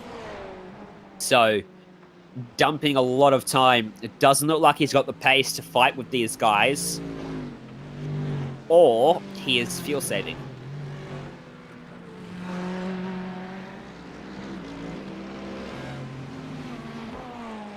So Ian McMahon in second position has now been on the track for, this will be the 28th lap of this stint that Ian McMahon has done. So we've got just over 14 laps remaining. Job Stewart is 13 laps into his current stint. Based on those numbers, I think that Job Stewart and those who pitted under that last safety car are probably going to be fine to make it to the end, in which case that's been a massive strategic blunder from Blake Purdy. He really should have pitted under that safety car like everybody else.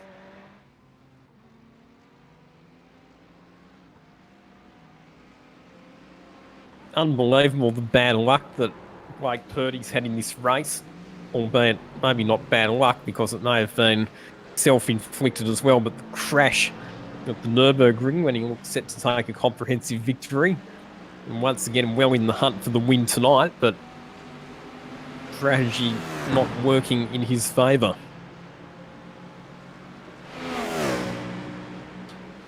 Here's Martin on Thornhill.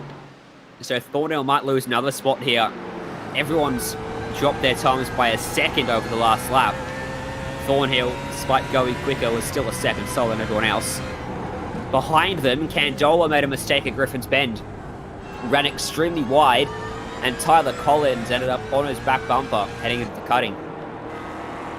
There he is.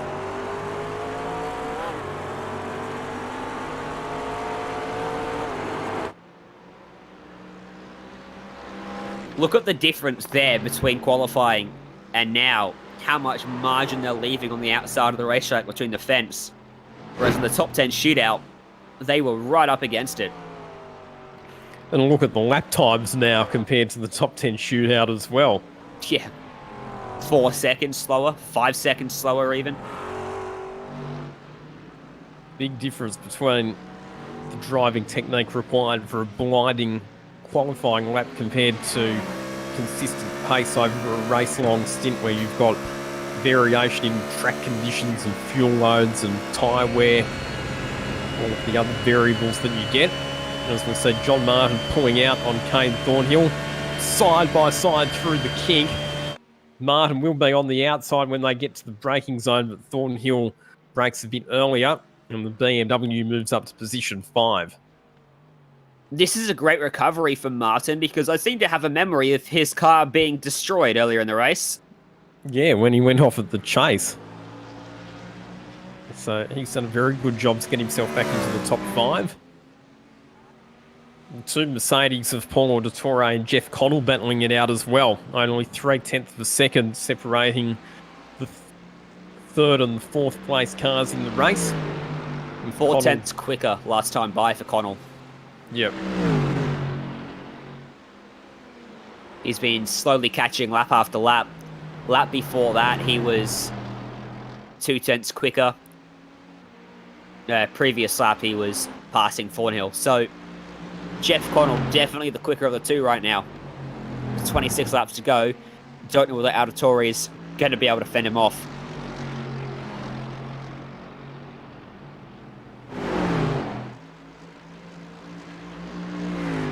At the moment, Jeff Connell's actually the fastest driver on the racetrack. He was a couple of tenths quicker than our race leader, Job Stewart, last time through, so he's got plenty of pace in the Mercedes, Jeff Connell. Unfortunately, I just don't think he's quite going to have enough time to catch up to Job Stewart in his closing stint. He almost got into the back of Auditore there, into Skyline. I was actually riding on board with him, and I thought for a second he was going to hit him. He was super committed compared to Auditore on the brakes as they dip down the hill. They don't dip rather than plunge, don't they? Down through Skyline. Slow car on the left, that's Jack Boyd. Down the chase, he is scraping the fence, through Conrod rather, and that car is now beaten to a pulp as Connell makes the move down at the chase. So that moves Jeff Connell officially back into a podium position. And for those of you wondering about the progress of Blake Purdy after his pit stop, he's still setting very fast lap times in the low 2-minute 5, so he's one of the fastest drivers on the circuit as well, but he's way back in 21st position and struggling to make up spots due to the massive cars that he has to try and get past. So this is why we saw, for a flash second, Jack Boyd slow down Conrad, because he's joined the list of drivers who've completely creamed the fence at McPhillamy. And in fact, that car was even more beat up when I saw it down Conrad. So he's continued to beat and bang with the fence all the way down until eventually he's had to take a tow back to pit lane. And I doubt he's got a spare car left either. So that's his day done. After what was a promising start. That's a pretty extensive club of drivers now, isn't it, that have whacked the wall in that fashion at McPhillamy? Certainly not an exclusive list, is it? It's not like a high-profile nightclub where they turn you away at the door. So Job Stewart now leads by 15.7 seconds. Ian McMahon finally came into the pits, incidentally, after a stint of 30 laps. The longest stint that we've seen for any driver today. And based on the projected number of laps left in this race, we are now very confident that Job Stewart will be able to make it home quite comfortably based on fuel. Here is Blake Purdy driving the wheels off his Pursuit Sim Racing BMW to try and make up as many spots as he can in the closing stages of this race. Look at the speed that he's carrying across the top of the mountain. So he's way down in 19th position, and when he gets to the end of this race and he reflects on what might have been, he will be kicking himself for not pitting under that safety car. So he's only just ahead of McMahon. That's how much time he's cost himself by taking tyres.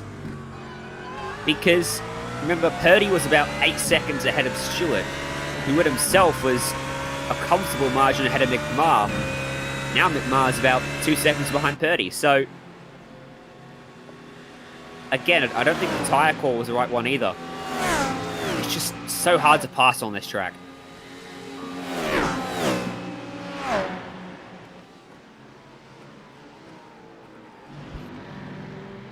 Here's Zach Nickel in P14, looking up the inside of Farrowell. Pete Dudham actually looking up the inside. That's Zach Nickel ahead of him, and that's a relatively easy move in the end. Farrowell carrying some damage on the front right of his car. He's struggling for a bit of pace now as a result.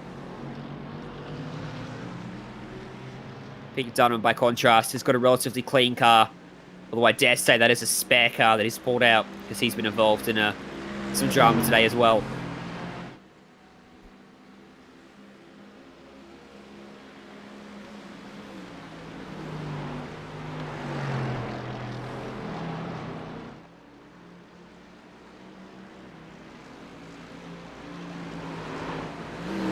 .22 minutes to go of the final round of the SpeedCafe.com Kincrome GT3 Eseries.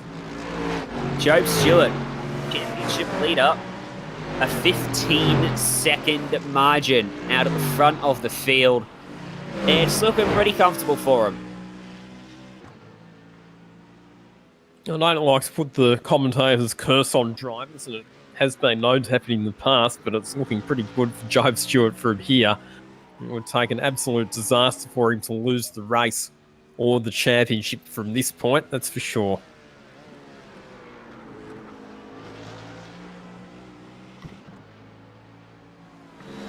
Connell has extended his gap to 2 seconds now over Auditore, who's got 4 seconds in hand over Martin. So those podium places are slowly falling into place as well. Markowski and Collins dueling away. Collins on the attack. Markowski deep into Murray's corner. And Collins off the exit. Drops into the grass.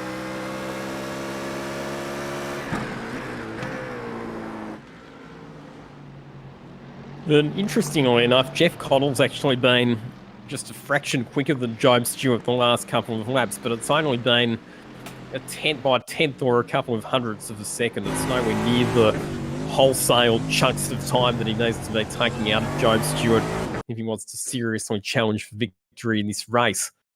Oh, a big moment there for Richard Skender getting up on the curb there on the exit of Hell Corner, just dropping the right wheels onto the ripple strip, and that unsettled the car.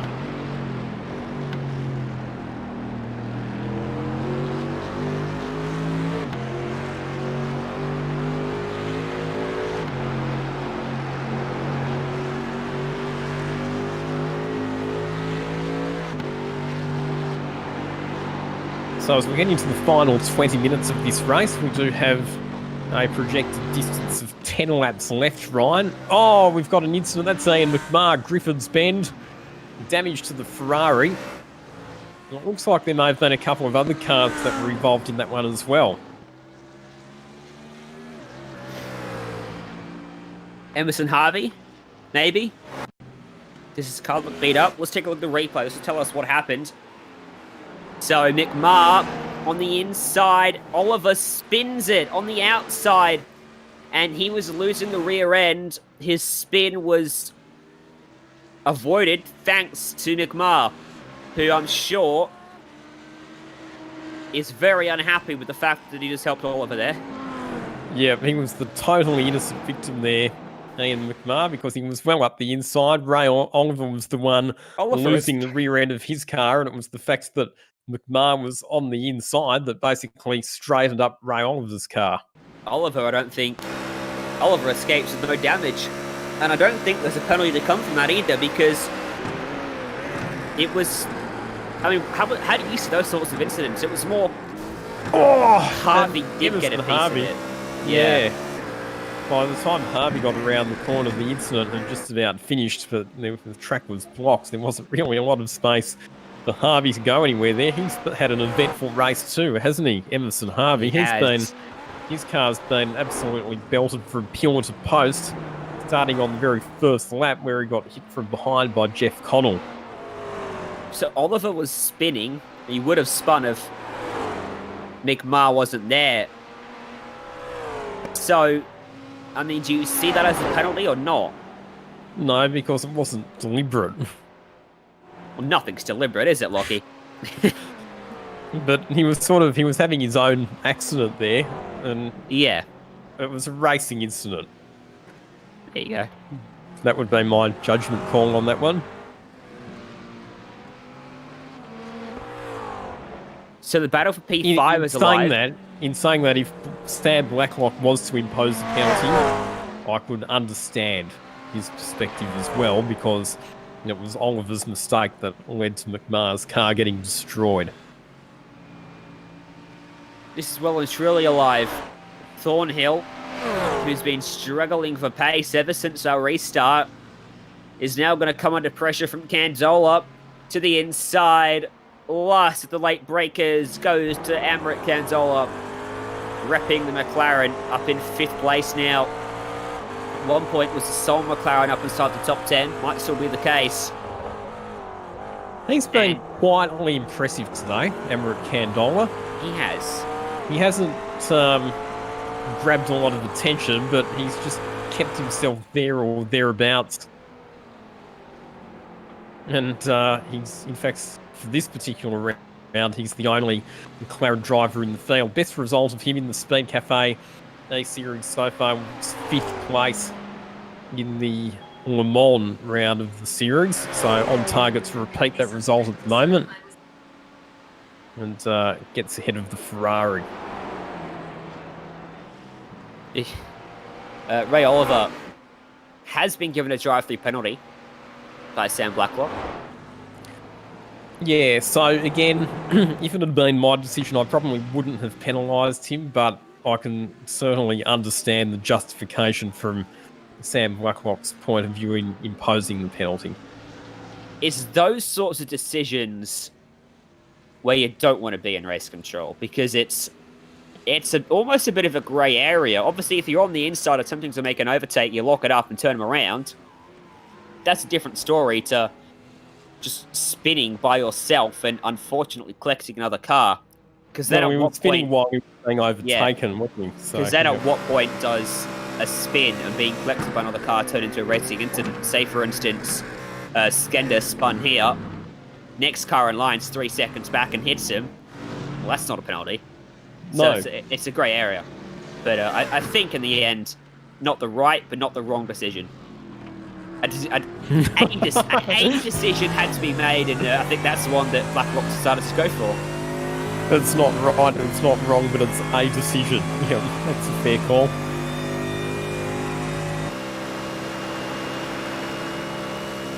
And this is going to be a move up the inside. No. Yes.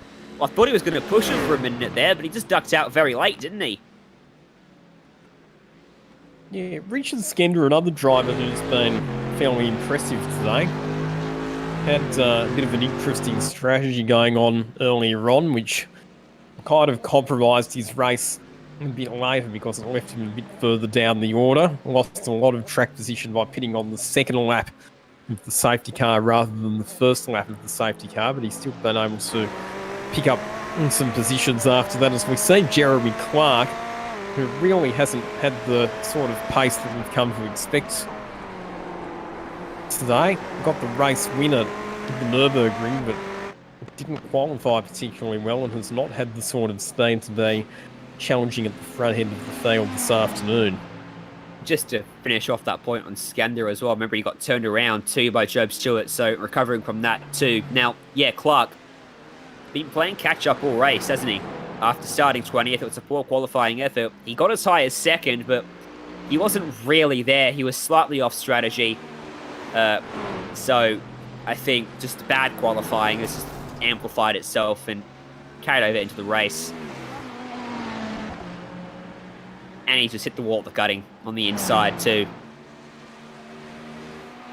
Little graze. We'll get away with it.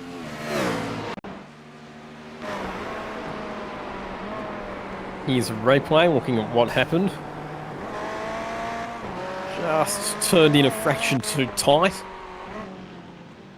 And as a result, there's a bit of a crease now on the left-hand side guard on that Ferrari. So as we're getting to the closing stages of this race, Ryan, you've called several rounds of the Speed Cafe GT3 Eseries with me. What have been your highlights? I want to talk about the car that just went firing off the racetrack of McPhillamy in the back of shot then. I just saw it. It was Dalton Ellery. He had a wild spin. I think Nordschleife overall was a intriguing race, Lockie. We have 3 safety car interventions, 2 competition caution ones, and 1 for the chaos on the restart. Top 3 crashing on the restart was, I guess, a low light, but a highlight in terms of consequence for it, because it really threw the race up in the air. That was Ellery firing off at McPhillamy that I saw in the back of shot. So he actually hit the wall before that, coming down to the metal grate, and that was obviously what unsettled the car and caused him to go spearing off the track at the McPhillamy Park gravel trap. I think, again, though, just seeing the talent that we have to offer in the sim racing world, hearing... Actually, I'll tell you what my highlight has been. Jeff Connell coming into the interview booth and telling us he's been sim racing for about a couple of months. Yeah, that was pretty cool, wasn't it? That's the big shock of the season. His pace is ominous when you consider that. It normally takes a couple of months just to get up to speed and learn everything there is to learn about iRacing, but it's a deep and complex service. Well, I can tell you that I've only been sim racing for a couple of months as well, but I've made nowhere near the sort of progression as what Jeff Connell's made. More of a sim commentator than anything, though. Speaking of Jeff Connell, he's now got the margin down to Joe Stewart to be just inside 15 seconds. Still not going to be anywhere near close enough, though, to be challenging for the win inside the final 10 minutes. Paul Auditore sitting in third. He's not going to win the championship, obviously, but he will wrap up second place in the standings if he stays in that point. And can you believe that if Auditore finishes third, it will actually be his first podium finish for the season? Wow. Hard to believe when you think about just how consistent he's been and how he's been towards the pointy end of the championship leaderboard for most of the year, but it's been solid and consistent performances rather than necessarily outright front-running speed, as we see Jeremy Clark getting very close to Cam McDougall through the chase. He was insensitised to make that move because McDougall had a big old rooster tail coming out of Forest Elbow. And that hurt his momentum down Conrod. But he's gathered it up, and Tyler Collins has let them go.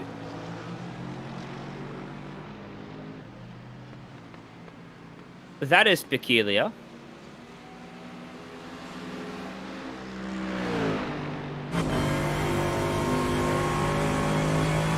Bit of damage on the front of Collins' car.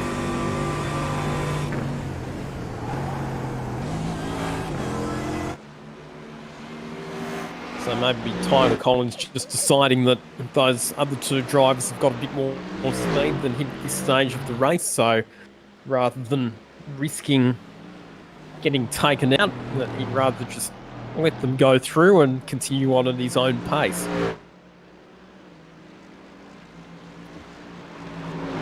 Here's Zach Nickel. Where's he running right now?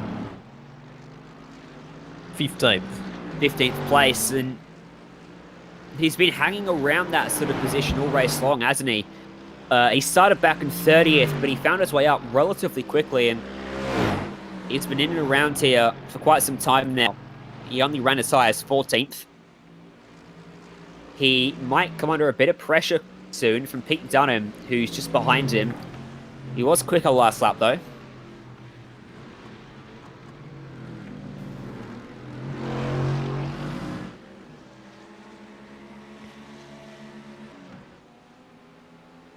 Here's the ever-aggressive Shields as well, as into pit road comes Emmerich Candola.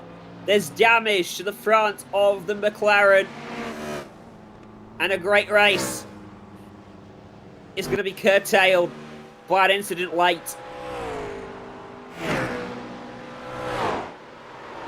Well, I fear, Ryan, that this might be the commentator's curse striking again, because I've been talking about what a quietly impressive performance it would have been from Emmerich Candola. So he negotiates his way through McPhillamy okay, but he doesn't negotiate his way through the S's okay. Slaps the wall, and that is big damage to the front of the McLaren.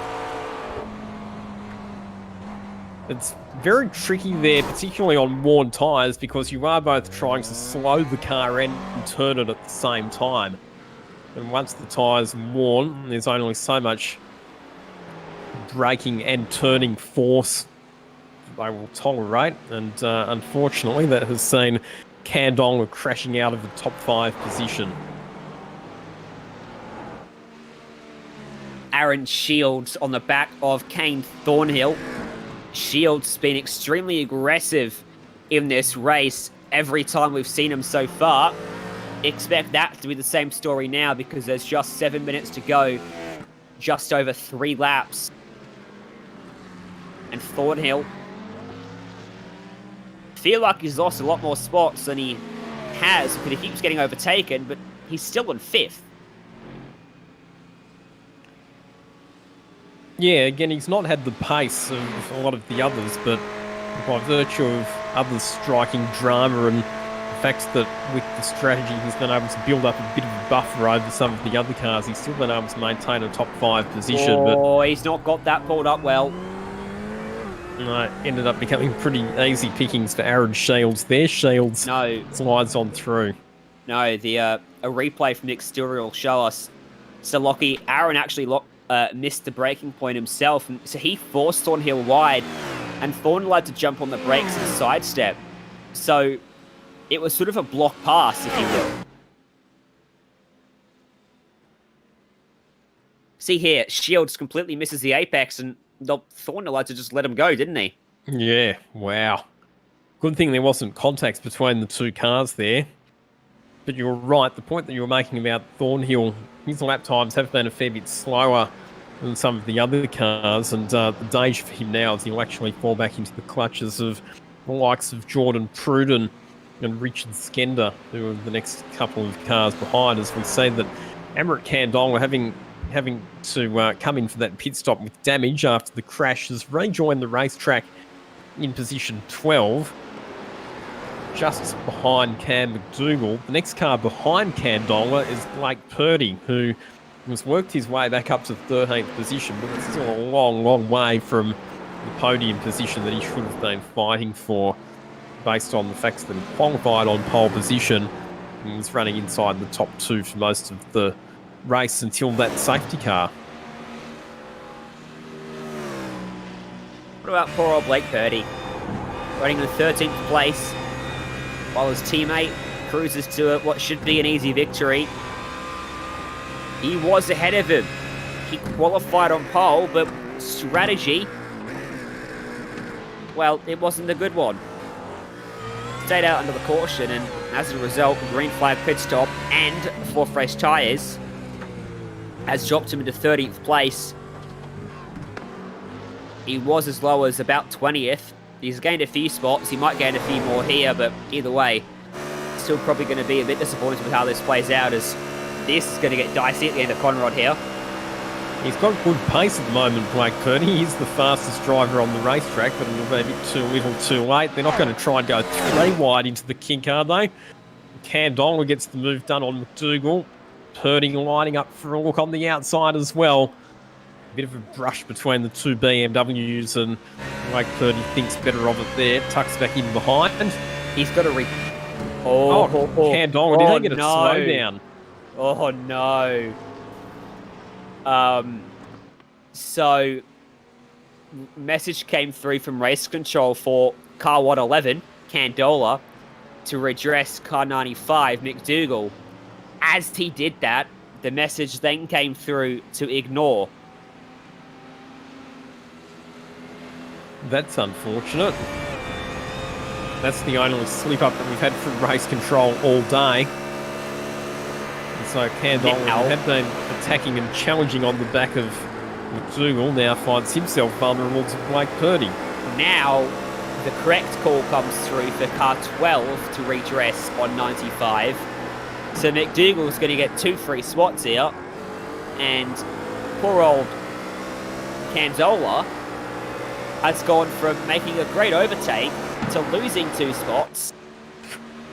Well, Blake Purdy just jammed it up the inside heading into the cutting, Yeah. which is not a move that you normally see. Oh, see- Purdy whacks the wall. He's trying hard, Blake Purdy. Nothing to lose. And obviously frustrated after being on the suboptimal strategy. It's a really unfortunate mistake that was made there, but... So, Clark's got to lift off and let McDougall go. He's going to end up having to do it and let Purdy go as well, because Purdy is about to get ahead of him and be in the spot Candola should have been in. It's all a bit messy, isn't it? I mentioned that Kane Thornhill was going to be coming under attack from Jordan Pruden, and that's about to start happening. And here comes Blake Purdy down the inside of Cam McDougall into the chase. Oh, McDougall wants to fight the position, and he manages to hold out Blake Purdy as well. Candola walking back down the inside of Purdy as they head towards Murray's corner. Is it? Oh, wow. Huge moment for Cam McDougall heading into Murray's corner. Hits the inside ripple strip, which unsettles the car and causes it to go spearing off to the outside of the circuit. Now, No, it was actually as he turned in, yeah. the rear wheels got onto the grass on the outside, and that was what unsettled the car at the turning point. Jeremy Clark spent an entire lap after being told to redress by not redressing, and as a result, McDougall's got off the racetrack in the meantime, and he's going to be unable to redress. So, by not doing so, he's probably going to end up getting himself a penalty. So that's a big oversight from Clark there, not to do that straight away. And it's going to cost him a top 10 position as well.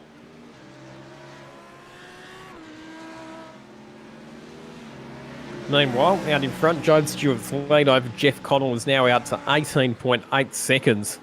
He's just been steadily managing and extending the gap back to the car behind. And you will see the white flag. 1 lap to go at Mount Panorama at the end of 2 hours. Championship leader Job Stewart has to lead the race. He is sitting pretty. He's been a class act, hasn't he, over the course of this A-Series. We've seen that pretty much every race that he's been competing in, he's been one of the front-running contenders. Even at the Nürburgring, the event where he finished outside the top 10 due to an incident. When that happened, he was very much in among the lead pack. And it was just unlucky that he got caught up in that shunt at the safety car restart. But when you look at his qualifying and race performance, he's always been one of the leading contenders, and there's no doubt that when he breaks the checkered flag in half a lap's time, he will be a very, very worthy champion for this Speed Cafe GT3 E-Series. A lapped car in front. It won't be much of an issue for him. That's Ray Oliver. He'll just be patient and wait behind him. He can afford to do so. He's built up such a comfortable gap for himself. Jared Farrell up there as well. Job Stewart. A mark of consistency over the season that even with how short the season is, the drama he had at Nordschleife won't affect his championship, and it will be a massive margin he carries at the end of the season to become victor as he slips by on Conrod Straight. Just a couple more corners to navigate. Job Stewart going to get himself a nice championship win. So through the chase he comes for the final time. The Pursuit Sim Racing BMW Z4 GT3. What a performance it's been. 4 race victories, 5 podium finishes from 6 rounds, and it's Job Stewart who is the series champion for the Speed Cafe GT3 A-Series for 2020, and he claims the Evolution Workshop Toolkit thanks to Kincrome Tools. Here comes Jeff Connell, an up and down race for him. What a fight back to finish in second position after being down and out at the halfway point of the race. Great drive back onto the podium. He'll finish in the top 3 in the championship as well. And here comes Paul Auditore, secures the runner-up spot with his first podium finish of the series. The battle for P10. Here comes Purdy to the inside of Jeremy Clark. Wheel to wheel into the chase. Purdy on the outside, goes for the crossover. He gets to the inside for the final corner. They almost touch. And Blake Purdy's got the momentum. Preferred line as well. Just got to clear him through here. He leaves him room, but he clears him. So Purdy takes away a top 10 on the final corner. Good fight back from Blake Purdy, but he will be ruining what might have been a driver who definitely should have been at least on the podium, if not higher up, based on the pace that we saw from him in qualifying and in the early stages of the race.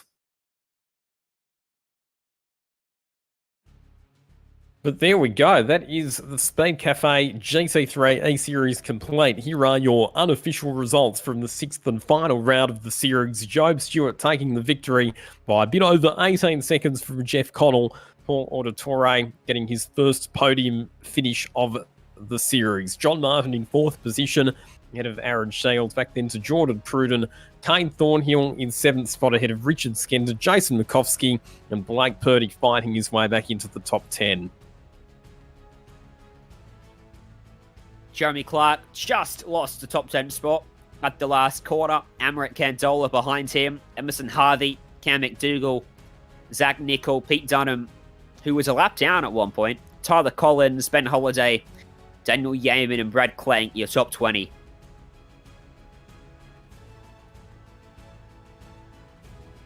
Over the page we go to Jack Anderson in 21st, ahead of Dalton Ellery, Ray Oliver, Jared Farrell, Brad Hayes, Dale Breed, and then Matt Dunphy, Ben Blaze, Sam Batty, and Jack Boyd in 30th position.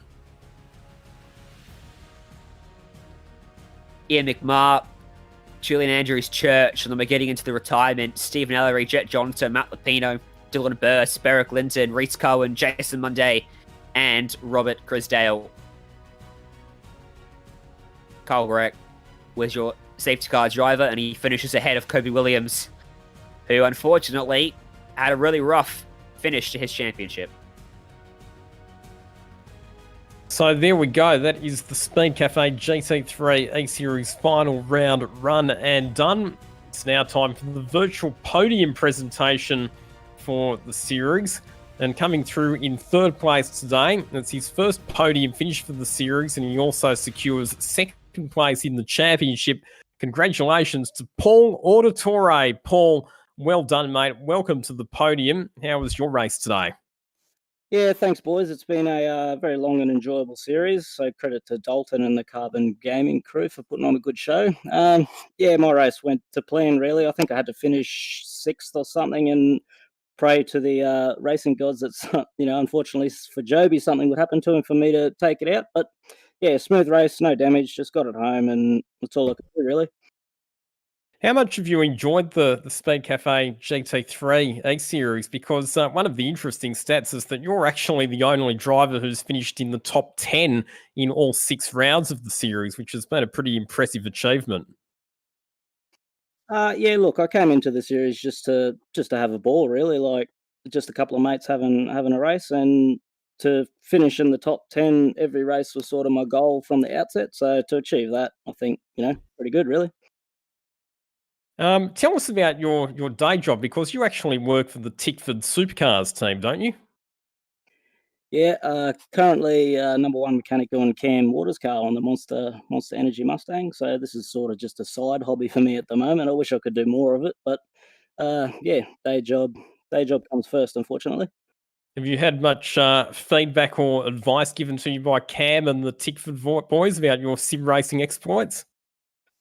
I think it's the other way around. I had to, for the V8 Supercar E-Series, I was spotting for young Cam, just getting all those boys up to speed. It's pretty funny, actually.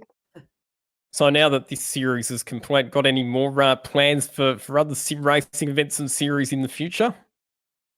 Yeah, hopefully. We'll see what Dalton and the Carbon boys put on, but obviously the supercar season's starting to get back into the swing of things, so that always takes priority for myself. But obviously, any chance I get to jump in the sim, I'll jump at it. Just finally, Paul, I'm sure there's some people in the background that you would like to thank. Who gets it done for you?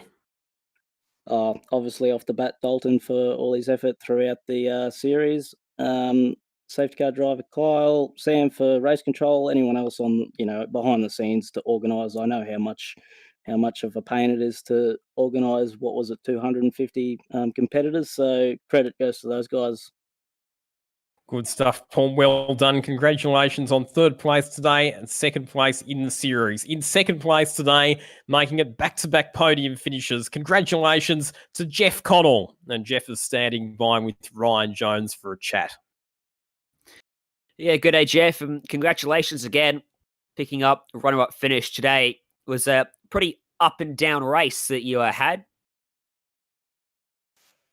Yeah, very up and down. It was pretty crazy. Got a good start, made a mistake passing someone, got a black flag, went back to 7th or 8th.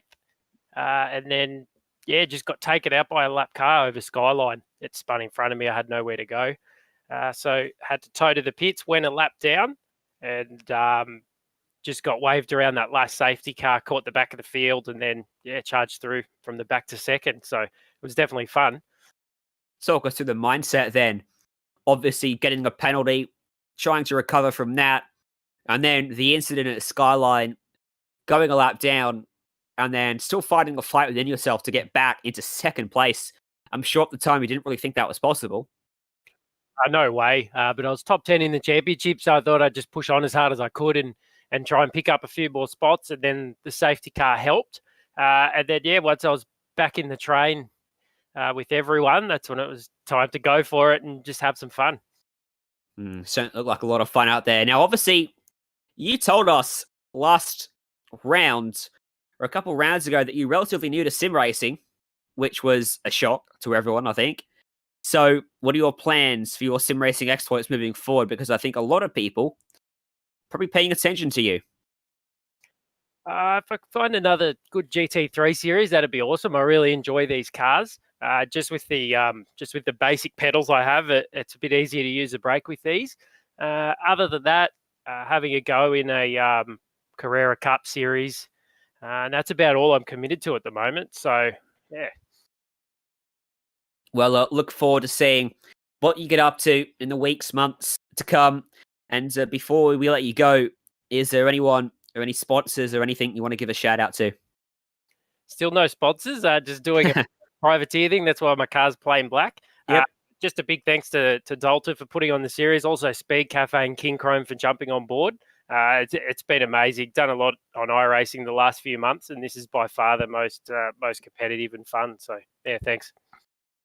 Well, thank you for joining us, and congratulations on going back to back with podiums to finish off your season. Thanks, guys. There we go. Jeff Connell, our runner-up today, and our round winner, his fourth round win out of 6 rounds, his fifth podium finish from 6 rounds, and wrapping up the championship as well. A big congratulations to Pursuit Sim Racing driver, Job Stewart. Job, a good battle with your teammate Blake in the early stages, but obviously the strategic decision to pit under that last safety car worked to your advantage at the end. Yeah, it was a pretty good race, and yeah, that pit stop really just sealed the deal for me. Pretty glad I did it. I was deciding whether or not to do it, and yeah, it was the right decision in the end. Talk us through the battle with Blake in the early stages, because it looks like it was pretty intense. The two of you were going at it very hard. Yeah, it was intense. I didn't want to really hit him or anything, so I was just being patient and waiting for the right moment, and he made a few mistakes, so I actually got held up by a few lap cars there, and yeah, that's what got me through. Talk us through the experience of racing in the series overall, because every event that we've been to, you've been ultra competitive in amongst the leading contenders. What have you most enjoyed about competing in the series? Just there's great people to race against. They're all clean. None of them are dirty. None of them take you out. But yeah, up the front, yeah, it's really good to race with all the other people. Because you are the series champion, you do win the grand prize, Job, which is the Kincrome Evolution Workshop Toolkit and Sign Locker, which is valued at a bit more than $2.5 grand. It's a cool prize. What are you going to do with all of those tools? Yeah, just probably use it to work on the Toyota 86. And yeah, that's about it, I guess. Actually, do you know how to use them? A few of them. That's a good point, actually, because we do have the Toyota 86 series kicking off soon. How much are you looking forward to that? Yeah, I'm looking forward to it heaps. I just can't wait to get in the car. We're meant to be going to Winton pretty soon, but they've changed to Sydney, so hopefully we get to go there. But yeah, looking forward to it. Yeah, good stuff. And just finally, Job, I'm sure there's some people in the background that you would like to thank. Who gets it done for you? Just thanks to Wayne Mackey for helping me along the way from Erebus, and Paul Thompson and Barry Ryan from Erebus, and thanks to Kincrome Speed Cafe for supporting the series. Good stuff, Job. You are the speedcafe.com GT3 Eseries champion. Thanks, guys. Awesome stuff. There we go. And that, ladies and gentlemen, concludes the speedcafe.com GT3 Eseries. Hope you've enjoyed all of the action. Stay tuned to the SimSpeed TV network for the next round number 7 of the V8 Scops, the V8 Supercars Premier Online series, which kicks off very soon. But for now, on behalf of the entire team here at SimSpeed TV and SpeedCafe.com, I'm Lockie Mansell. See you next time. Bye for now.